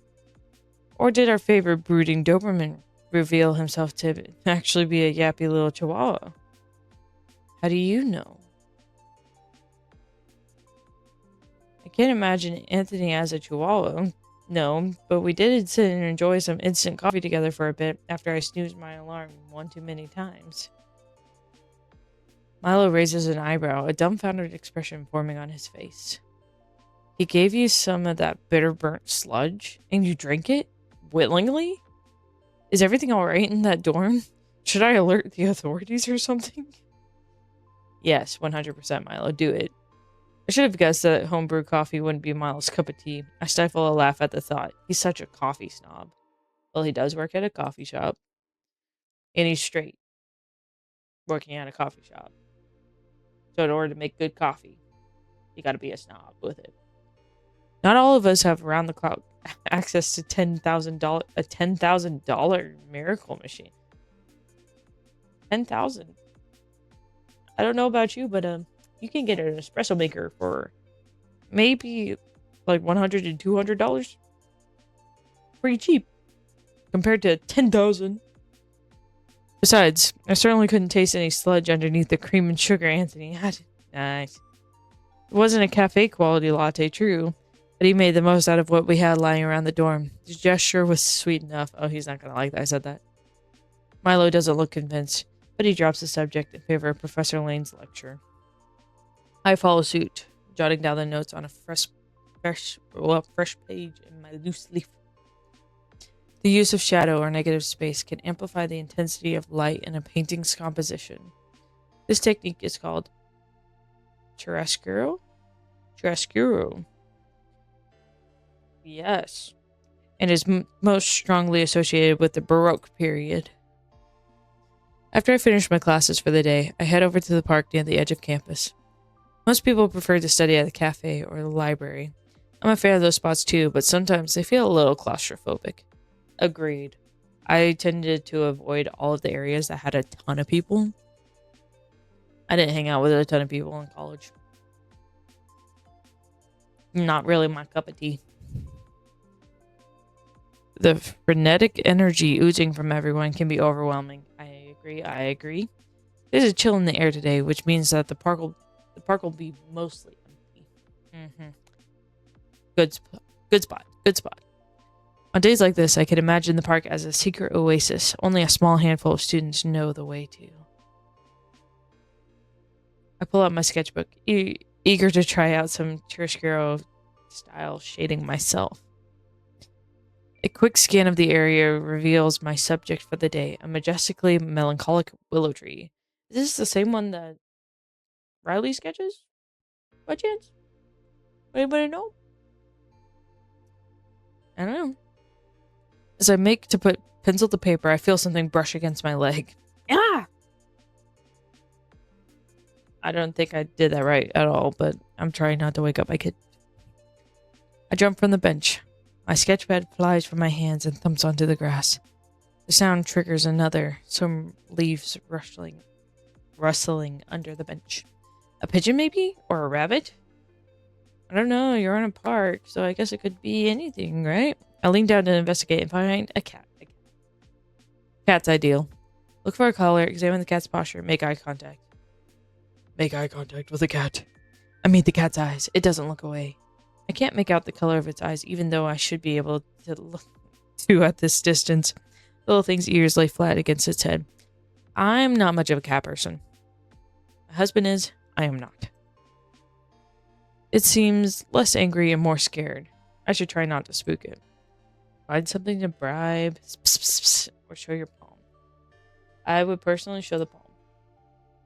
As I extend my palm towards the cat, it bristles. I wait a spell before trying it again. It looks less alarmed this time around, but makes no move to inspect my hand. Okay, maybe we'll share the bench then. Me up top and you under there. How does that work for you, little guy? The cat responds with the same steady gaze it's given the entire time, so it doesn't respond. It doesn't seem keen to move from its leaf. Slowly, I grab my sketchbook off of the ground and sit back down, giving the cat as much space as I can. Back to the important business, drawing a moody willow tree with some Baroque flair. It takes a minute to get in the zone, but before I know it, my pencil begins gliding along the surface of my sketchbook, like a breeze against the willow leaves. At some point, the cat joins me on the bench. I welcome the company. Okay, it's warming up. It's warming up. I stay in that creative flow for who knows how long until the breeze turns a little less gentle. The paper in my sketchbook whips erratically as the wind buffets the tree. As if the curtain is being drawn, the willow's leaves part to reveal a figure lounging on a hefty branch near the tree's trunk. Branch near the tree's trunk? Okay, so this is the willow tree, I think, right? It kind of looks like a willow tree to me. Is that Anthony? I hold my breath, willing the wind to pick back up again.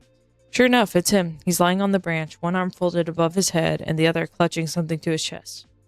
I see gangly wires belonging to a pair of earbuds and a sports ball resting at the foot of the tree. He must be listening to some music on his phone. I can't help but wonder what genres he likes. I'm a little too interested in him. Maybe something grungy, rock, metal, alternative? Or perhaps he's the type to listen to stuff no one would expect, like bubblegum pop. I actually kind of want to look up and just see what bubblegum pop is. I need to find a song and just... I don't know. Random little rabbit trail there. I'm startled out of my reverie when a soft voice breaks through the wind song. Oh, hey, look, it's Riley. Sorry, I didn't mean to scare you. I figured you heard me coming with all the leaves I crunched to get to the bench. Mind if I sit? I didn't do enough stuttering for that voice. Sorry, guys. Sure, it's as much your property as mine, and there's plenty of room for two. I scoot over a touch and move my backpack to the ground to give Riley some space. The cat, a she, I discover, repositions herself onto my lap. Riley smiles graciously before joining me on the bench. It's funny. Sometimes I see you out here as I walk to class. I'm happy to have finally caught you when we're both free. You see me? Okay, yeah. I don't know Riley well yet, but something about the way he tilts his head toward me and how he fiddles with his fingers creates an odd sense of calm within me. Opposite reaction of what I feel. Weird, because Riley looks almost ready to bolt away like a spooked gazelle. What part of this is a spooked gazelle? It's nice is all. I like to come out here for inspiration as well. The park is different every time you visit. The subtle yet energetic ebb and flow of nature. A whole society constantly shifting all around us. Almost maddening how nothing here is ever completely how you last left it. Okay, I feel like that was more poetic than artistic in all my personal beliefs. We are all in never-ending fluctuation. As artists, our job is to put the pin in the butterfly, to stop time, to halt change, to capture. Is he just going to keep going on? Riley suddenly stops talking there, a realization dawning on him. He hides his face in his hands. Oh gosh, I'm doing that pretentious artist rambling thing again. I really have to rein it in. Sorry. I don't mind. I never gave much thought as to why I'm always drawn here. But your take on it makes a lot of sense. Sure. Thank you for being kind about it. It's still a jarring thing to do unsolicited. I'll work on it for next time. I'm getting kind of like golden retriever energy. Not even gonna lie. We sit in comfortable silence for a few moments, enjoying nature's never-ending fluctuations. Riley glances over at my notebook. A figure study, I take it? Might be a stretch calling a tree a figure. No, silly. I'm talking about the human person you drew, not the tree they're sitting on. Oh, would you look at that? I did draw someone in the tree. How do I not notice the fact that I drew somebody in the tree? Have you ever zoned out so hard you drew something and didn't realize it? No. Happens to me all the time. Part of the fun of looking back through my drawings and discovering pieces I don't remember working on. Okay. I guess. Sure. We share an understanding giggle at that. Giggle. Okay. Riley opens his mouth to say something else when a high-velocity object hits him square in the jaw. Schmeck. Ouch. Riley, are you okay? Where'd that soccer ball come from? Okay, so he was holding a soccer ball. I thought football. My attention is equally split between trying to help Riley pull himself back together and checking to see if more flying balls are headed our way. Solid reaction. Yes. Should we get you to a nurse? Your face is pretty red. Where? Riley is interrupted a second time. Sorry, you. Riley. Right. My bad. I got a bad angle on the ball. Swerved somewhere. Anthony glances at Riley's rapidly swelling face. Somewhere it wasn't supposed to go. We need to get some ice on you, like now, before your face swells up. Yeah, Mara, I think you might be right. Mind leading the way? I think I'm starting to lose my vision in one eye. That's a little dramatic. You'll be fine. Swelling should go down in a day or two, if you're consistent with the ice. Let up, though, and it might come back to bite you. That feels like a threat. Are you secretly majoring in medicine, Anthony? Nah, just get hit in the face more than most. Okay, that's not suspicious at all. Riley's mouth starts working like he's got a retort ready. You should... Hey, make a new friend? Anthony gestures toward my feline companion. I think we built a nice rapport, yeah. Yeah, cool. Cats are cool. Chill. Mellow fellows. Mellow fellow? Okay, Mr. Biker Dude. Stinging. Why won't it stop singing? Okay, dramatic. I mentally facepalm. Riley needs... I just forgot. Got too distracted. Wow, you guys know what time it is? Infirmary time. Bye, Anthony. Maybe put the ball away for today. I give the cat a few last scritches. Scritch. Before helping Riley to the infirmary. After getting Riley some medical attention and suffering through my evening class, I finally arrive back at my home base for the semester. As I open the door, I'm greeted by the familiar musk of greasy food and the droning static of a talking head coming from the TV. Oh, hey, welcome back. There's some takeout in the fridge. I didn't finish it if you're hungry. Anthony calls out from the kitchen. He's hunched over the table, back facing me, fiddling with something. Ordinarily, I'd say your leftovers are your problem, but I'm still a little hungry even after nabbing some food on campus. I am a glutton.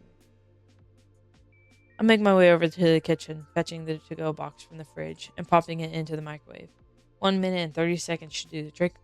As the machine's warm light turns on and starts humming, I turn to face Anthony, who has relocated to the living room, back once again turned to me. Did someone accidentally hit you in the face with a soccer ball too? As if I'd never let myself get so engrossed in a conversation that I completely miss a projectile flying right for me. A light bulb hums into life in my mind. I'm gonna throw something at him, aren't I? I grab one. Yeah, I grab one of the takeout menus off the fridge and fashion it into a crude paper airplane. With the silent grace of an assassin, I launch my weapon at Anthony. It's a direct hit, right in the jugular. Anthony winces as his hand shoots up to cover his neck and cranes his head to glance at me. Nice shot, sharpshooter. Didn't think you had it in you. And point taken.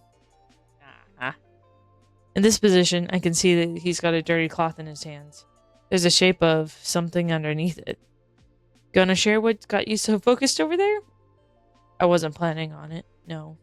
Okay. The microwave beeps loudly. I sighted myself spinning around to grab the remnants of Anthony's dinner and join him on the sofa. He shuffles, eyes darting in the direction of his room before landing back on me. Might have been smarter to have done this in my room. I was trying not to freak you out. Don't freak out, okay? It's just a prop. It's a prop what? Knife? Gun? It's a dirty rag. It's a gun. That's totally for sure not an ominous thing to say, but I'll do my best. I steel myself as Anthony removes the cloth to reveal a gun. Yep. Called it. That's a gun. Yep, like I said, it's not real or anything. Replicas sometimes look realer than the real things nowadays. I don't know about that one. I really don't know about that one, sir. And why are you cleaning a fake gun? I got it from the film department for a project. A personal thing. Directed study. Professor Eleanor's helping me out.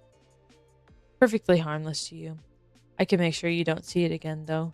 Fake or not, I know this kind of stuff can make people not feel safe. You talking about it like this kind of makes me uncomfy. You are safe here, for the record. That's not something you should worry about. Yeah, okay, sure. I don't have any reasons to think otherwise, but thanks. So, you borrowed a prop gun. I'm curious, why do you have it here? I thought it'd be rude to return it so dirty. See? He holds up the piece of cloth. Black stains discolored the otherwise white sheet.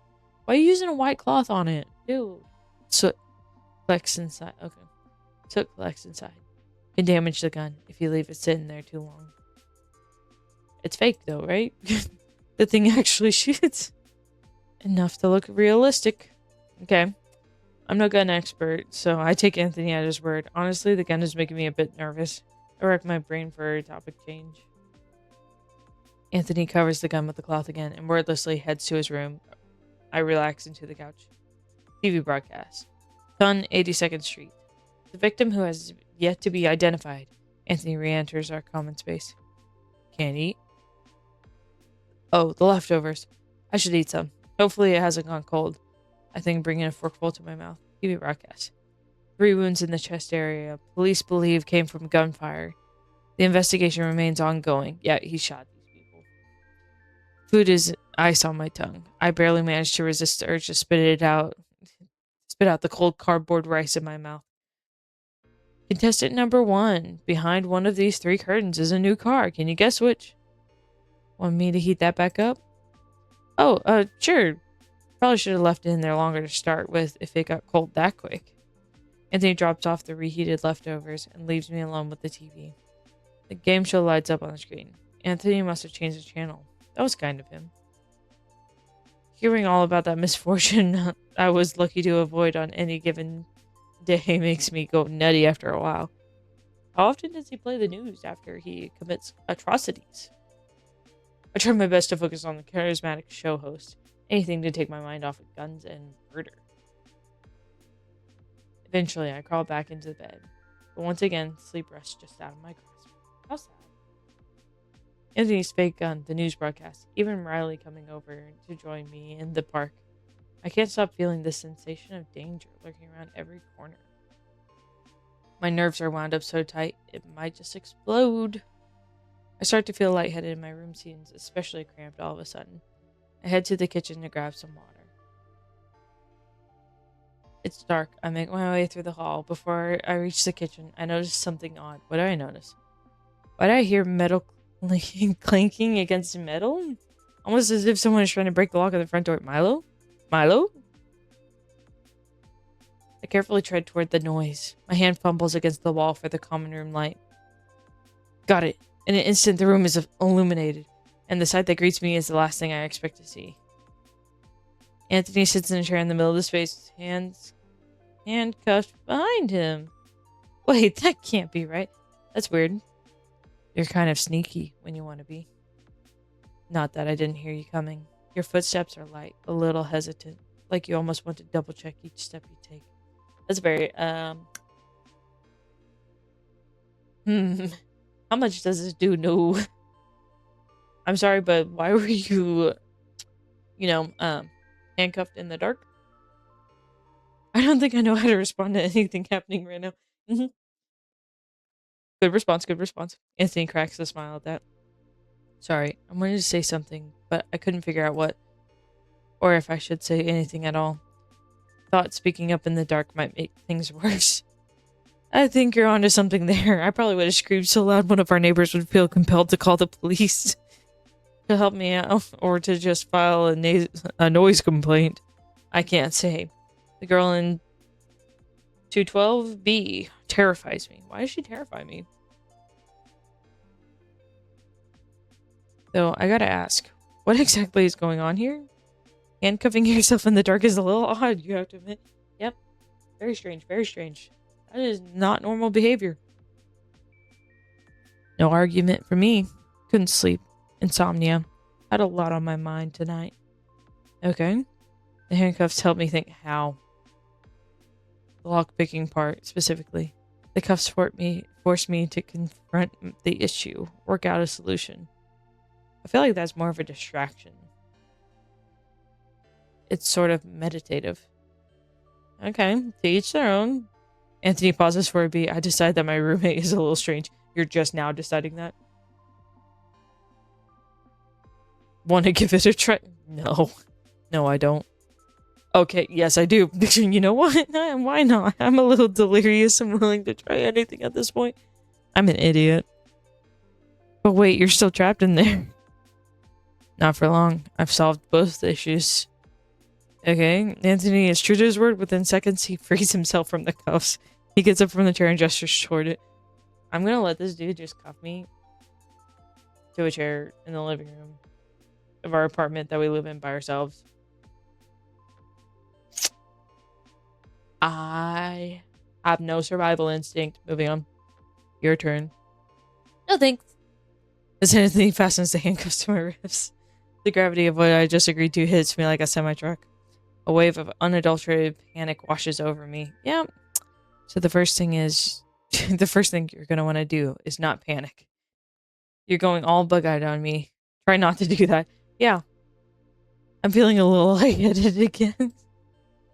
Actually, Anthony, I think I'm going to head back to bed and try listening to one of those 10-hour thunderstorm videos. Don't be a baby. You'll be fine. Here's your lock. Okay. How nice of you. Is this a paper? Okay. Urban 101. How do you escape from handcuffs? A paperclip, apparently. You're a real genius, Mara. You'll break out in no time. Okay. He pulls the other chair in the dorm and sits down right behind me. Feel for an opening at the top of the cuff. Stick the pick in there and shimmy it around. That's it? You're not going to walk me through this? I could explain the mechanics to you, sure, but it wouldn't help. Trust your instincts. I obviously don't have very good instincts considering I still think you're a sane human being. You know. All you gotta do is listen to how the lock mechanism responds to what you're doing. Take what the lock gives you and adjust your technique accordingly. I can feel the chill of goosebumps behind my neck. Every lock is slightly different, so there isn't one catch-all solution, I can tell you. It's different every time, so you have to learn to solve the puzzle by filling it out. I've got no choice but to do as Anthony says, or, you know, you could demand that he gives you the key. The task proves more difficult than it needs to be because my hands won't stop shaking. I don't know why you're shaking so much when you agreed to do the dumbest thing in your life. Andy places his hands on top of mine. Not a good situation. Breathe. Try to relax. You're not in a rush. You've got the lockpick ready. Now try different angles until you feel a shift in the lock. For a short while, the two of us sit in silence as I fiddle with the lock. What are you thinking about? You're working through whatever's keeping you up, right? Kind of. It's hard to take my attention off of the lock. Fair enough. Makes sense. You're a beginner. Tell me about it while you work. I can't bring myself to bring the truth up. But if the man wants a rant he shall receive. Oh my gosh. He probably doesn't want to hear all this. Well, there's this guy in my evening class. We're grouped up together for a lab, but he just won't do any work. It's super frustrating because he knows I care enough about my grade to cover for him so that he doesn't drag me down with him. The guy's a leech, and all his name brand clothes he likes to show off are dupes. Something metal drops to the floor. Well, you did it. Congratulations, Mara. You picked your first lock. Holy, I picked a lock! I picked a lock off a pair of handcuffs with a paperclip. I can't contain my enthusiasm. I spring off the floor in excitement. Anthony's grin is as big as I've ever seen it. Shame we couldn't solve your leech issue. Who cares about him? I don't want to spend any more time thinking about it. I do want to think about how cool that just was. Sure, that's cool.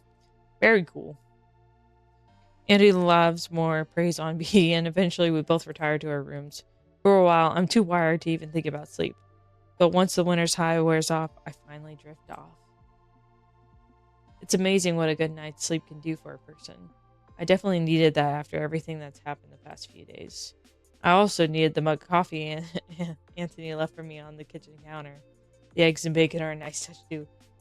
Dude, that would be a great morning. Just wake up and your breakfast is cooked for you. Your coffee is nice and hot. You don't have to make any of it yourself. Additionally, the fact that the 2 sunny side up eggs and pieces of bacon formed a dopey smile, like a dopey smiley face, seal the morning as one of the great. Not the pancakes? I would have loved the pancakes just a little bit more, personally. My roommate also left me a little note reminding me that skipping breakfast is bad. I tossed that little tidbit into the trash bin before heading out to class. Yes, yes, yes. Only way to react. The day's slate of classes were nothing to write home about. Not too boring, but nothing spectacular either. With classes out of the way, I began making my way across the campus, across the quad, to retreat to my green oasis in the park. En route, I spotted the guy dubbed the Leech last night. We make eye contact, my stomach sinks as he bounds over to me. Yo, Art, we gotta talk. There are a million things I'd rather be doing, is what I'd want to say. What actually comes out is, shoot, I guess. The Leech's eyes rapidly scan our surroundings. If I didn't know him, I'd think he was nervous. Wait a second. Oh no, there's no way. He's not gonna... I'll split the stupid lab assignments with you, okay? I think my lucky stars that the worst case scenario didn't just play out. What did I think he was gonna do? Oh, like confess his feelings? Yeah. But wait, what did he just say? You what? You deaf now? I said I'll be helping out and stuff. I'm glad to hear that. I'd be confused too. Okay, message received. Good. Now go tell your little motorcycle boyfriend to lay off me. Got it? Motorcycle boyfriend? Anthony went in. Anthony. He did. Okay. Bleach rolls his eyes and smacks his tongue against the roof of his mouth. Man, I freaking did what he told me to do. I don't gotta deal with your brain damage. I'll see you in class. We got a truce there now. I can only watch as the Leech stomps away. Why is everyone being so weird around me? Apparently I said the last part out loud as I get a response. A meow from the cat I befriended yesterday. Oh, he's hanging out. No, she's hanging out. To her. I give her a few good pets before settling down in my backpack to fetch something special for the sweet girl. I made sure to prep a little bag of dried fruits last night, just in case I ever ran into my park buddy again. I'm giving the cats dried food. Okay. She gobbles up the fruit, stuffing the last few pieces into her mouth before scampering off. That was just short-lived friendship. As I finish up my homework assignment in the park, my phone buzzes. A text from Anthony. He's asking me to meet him in the quad. Easy enough. The park isn't too far from the quad anyways. A few minutes later, there I am, waiting on the curb of the road leading into campus. I hear it before I see it. An almost painfully loud rumbling gets closer and closer as the owner of the sound finally comes into view. I don't know, y'all, but we have somebody who lives near our section here that owns a motorcycle, and it is the loudest noise ever whenever they leave, and it always wakes up my daughter. And it's not a good day. It just infuriates me more than anything else. I don't really care for motorcycles. A motorcycle pulls up next to me, midnight black and twinkling. The rider, face obscured by a helmet, opens a compartment on the bike and offers me a near identical helmet. I motion to the rider to take off his helmet. This is definitely Anthony. I don't know anyone else who dresses like the man in front of me, but we need to have a chat first. The rider does as I asked, gingerly removing the helmet, obscuring his face. Oh, look, the angelic angle. Hey, you showed up for a little ride around town. Nice bike, and maybe I would not be. I'd be like, no, I'm good. One of the first things I bought and paid off on my own dime. A real mechanical masterwork, sure. And maybe isn't a yes. Asking for consent. Good. Correct. So I take you're the one the leech called my motorcycle boyfriend? Anthony's brow shoots straight up as his eyes widen. It takes him a beat to utter the word he's clearly confused by. Boyfriend? That's what he said. That one's got a colorful vocabulary, that's for sure. Not wrong. So you talked to him? Got him to magically change his mind about being, well, a leech? Yeah, pretty much. I ran into him, got mad, said my piece, and he understood me perfectly. Got mad and said your piece. Didn't threaten him by chance? By chance? Right. You know what? I won't ask. Thanks for having my back. Whatever you said to him really worked. I owed you a solution to your problem, didn't I? Just following through. He pauses, looking over his shoulder in what I want to say is bashfulness, but it's hard to tell with Anthony. Great. Sappy time is over. Now you can grab onto my back and throw this helmet on? Now can you grab onto my back and throw this helmet on? Yep. The two of us race around town on Anthony's motorcycle. Holding his waist tightly, I craned my head to the side to watch the buildings pass by in a blur. Just looks like the park to me. I'm pretty sure that's just the park. We seem to be gaining elevation. Anthony's pressure on the gas pedals steadily increases, forcing me to hold on tighter. He's enjoying every second of this. Anthony's solid. I can feel the way his core muscles flex to hold him steady on the bike. It's a little dizzying, but I'm saved as the motorcycle finally comes to a halt.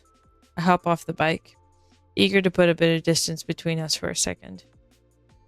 We've arrived at the cliff edge, overlooking the college town below. You can see our campus clearly from here, too. Anthony sat down in some grass, leaning back against the bike. His feet dangle over the overlook. I join him, sitting cross-legged, so I don't accidentally take a tumble down the large hill. I would fall, 100%. I don't get close to edges. See that building? Next to the old admin office? There's a window. 2 of them, really. 3 floors up, 5 away from the leftmost one. He pauses. The light's on. She's home. My sister, Eleanor. She worries about me. I don't know how to reassure her. I try to give her space, let her do her job, but I worry too. She tells me not to. But I can't help it. I come up here worry. We eat dinner together sometimes. I stay with her when she cries in her room. Sometimes I wait for her to turn off the lights and tuck in for the night. Out here, I can be a sentry, make sure she's safe. Okay, sister complex. Got it. He shakes his head, trying to slow off his reverie. Sorry, I brought you here so you can enjoy the view. It's fine, Anthony. You're fine. I can keep you company while you worry. We sit like that until the sun fully retreats from the horizon. I don't know what to make of the evening, but I feel close to Anthony, and I think he feels more comfortable with me too. We get back to our dorm late, each of us heading to our own dens of respite. I flop onto my bed, pop in my headphones, and play some music. My jam sesh is interrupted by the sound of the front door clicking open. I jump out of bed. Anthony's mentioned doing a grocery run soon. There's some stuff I wanted to add to our list. I almost trip over myself trying to hustle to the door to catch my roommate in time. Anthony, where are you headed? Grocery run? It's late. Grocery store's closed. I've got a meeting with my study group. Don't wait up or anything. You know how these sessions can drag on. I'll try to be more quiet when I come back. Sure, have fun. Hope your brain doesn't explode. Yeah, that's a normal conversation right there. A faint smile, just the smallest turn of his lips. Thanks. At that, Anthony leaves the dorm. I decide to chill in the living room when I realize I forgot to pick up a package in the mailroom on the first floor. I throw on some sweats for the journey, but there's one small issue. The door is stuck. It won't open. The locks aren't on, yet it feels like there's a lock holding the door shut. Did Anthony just lock me in the dorm?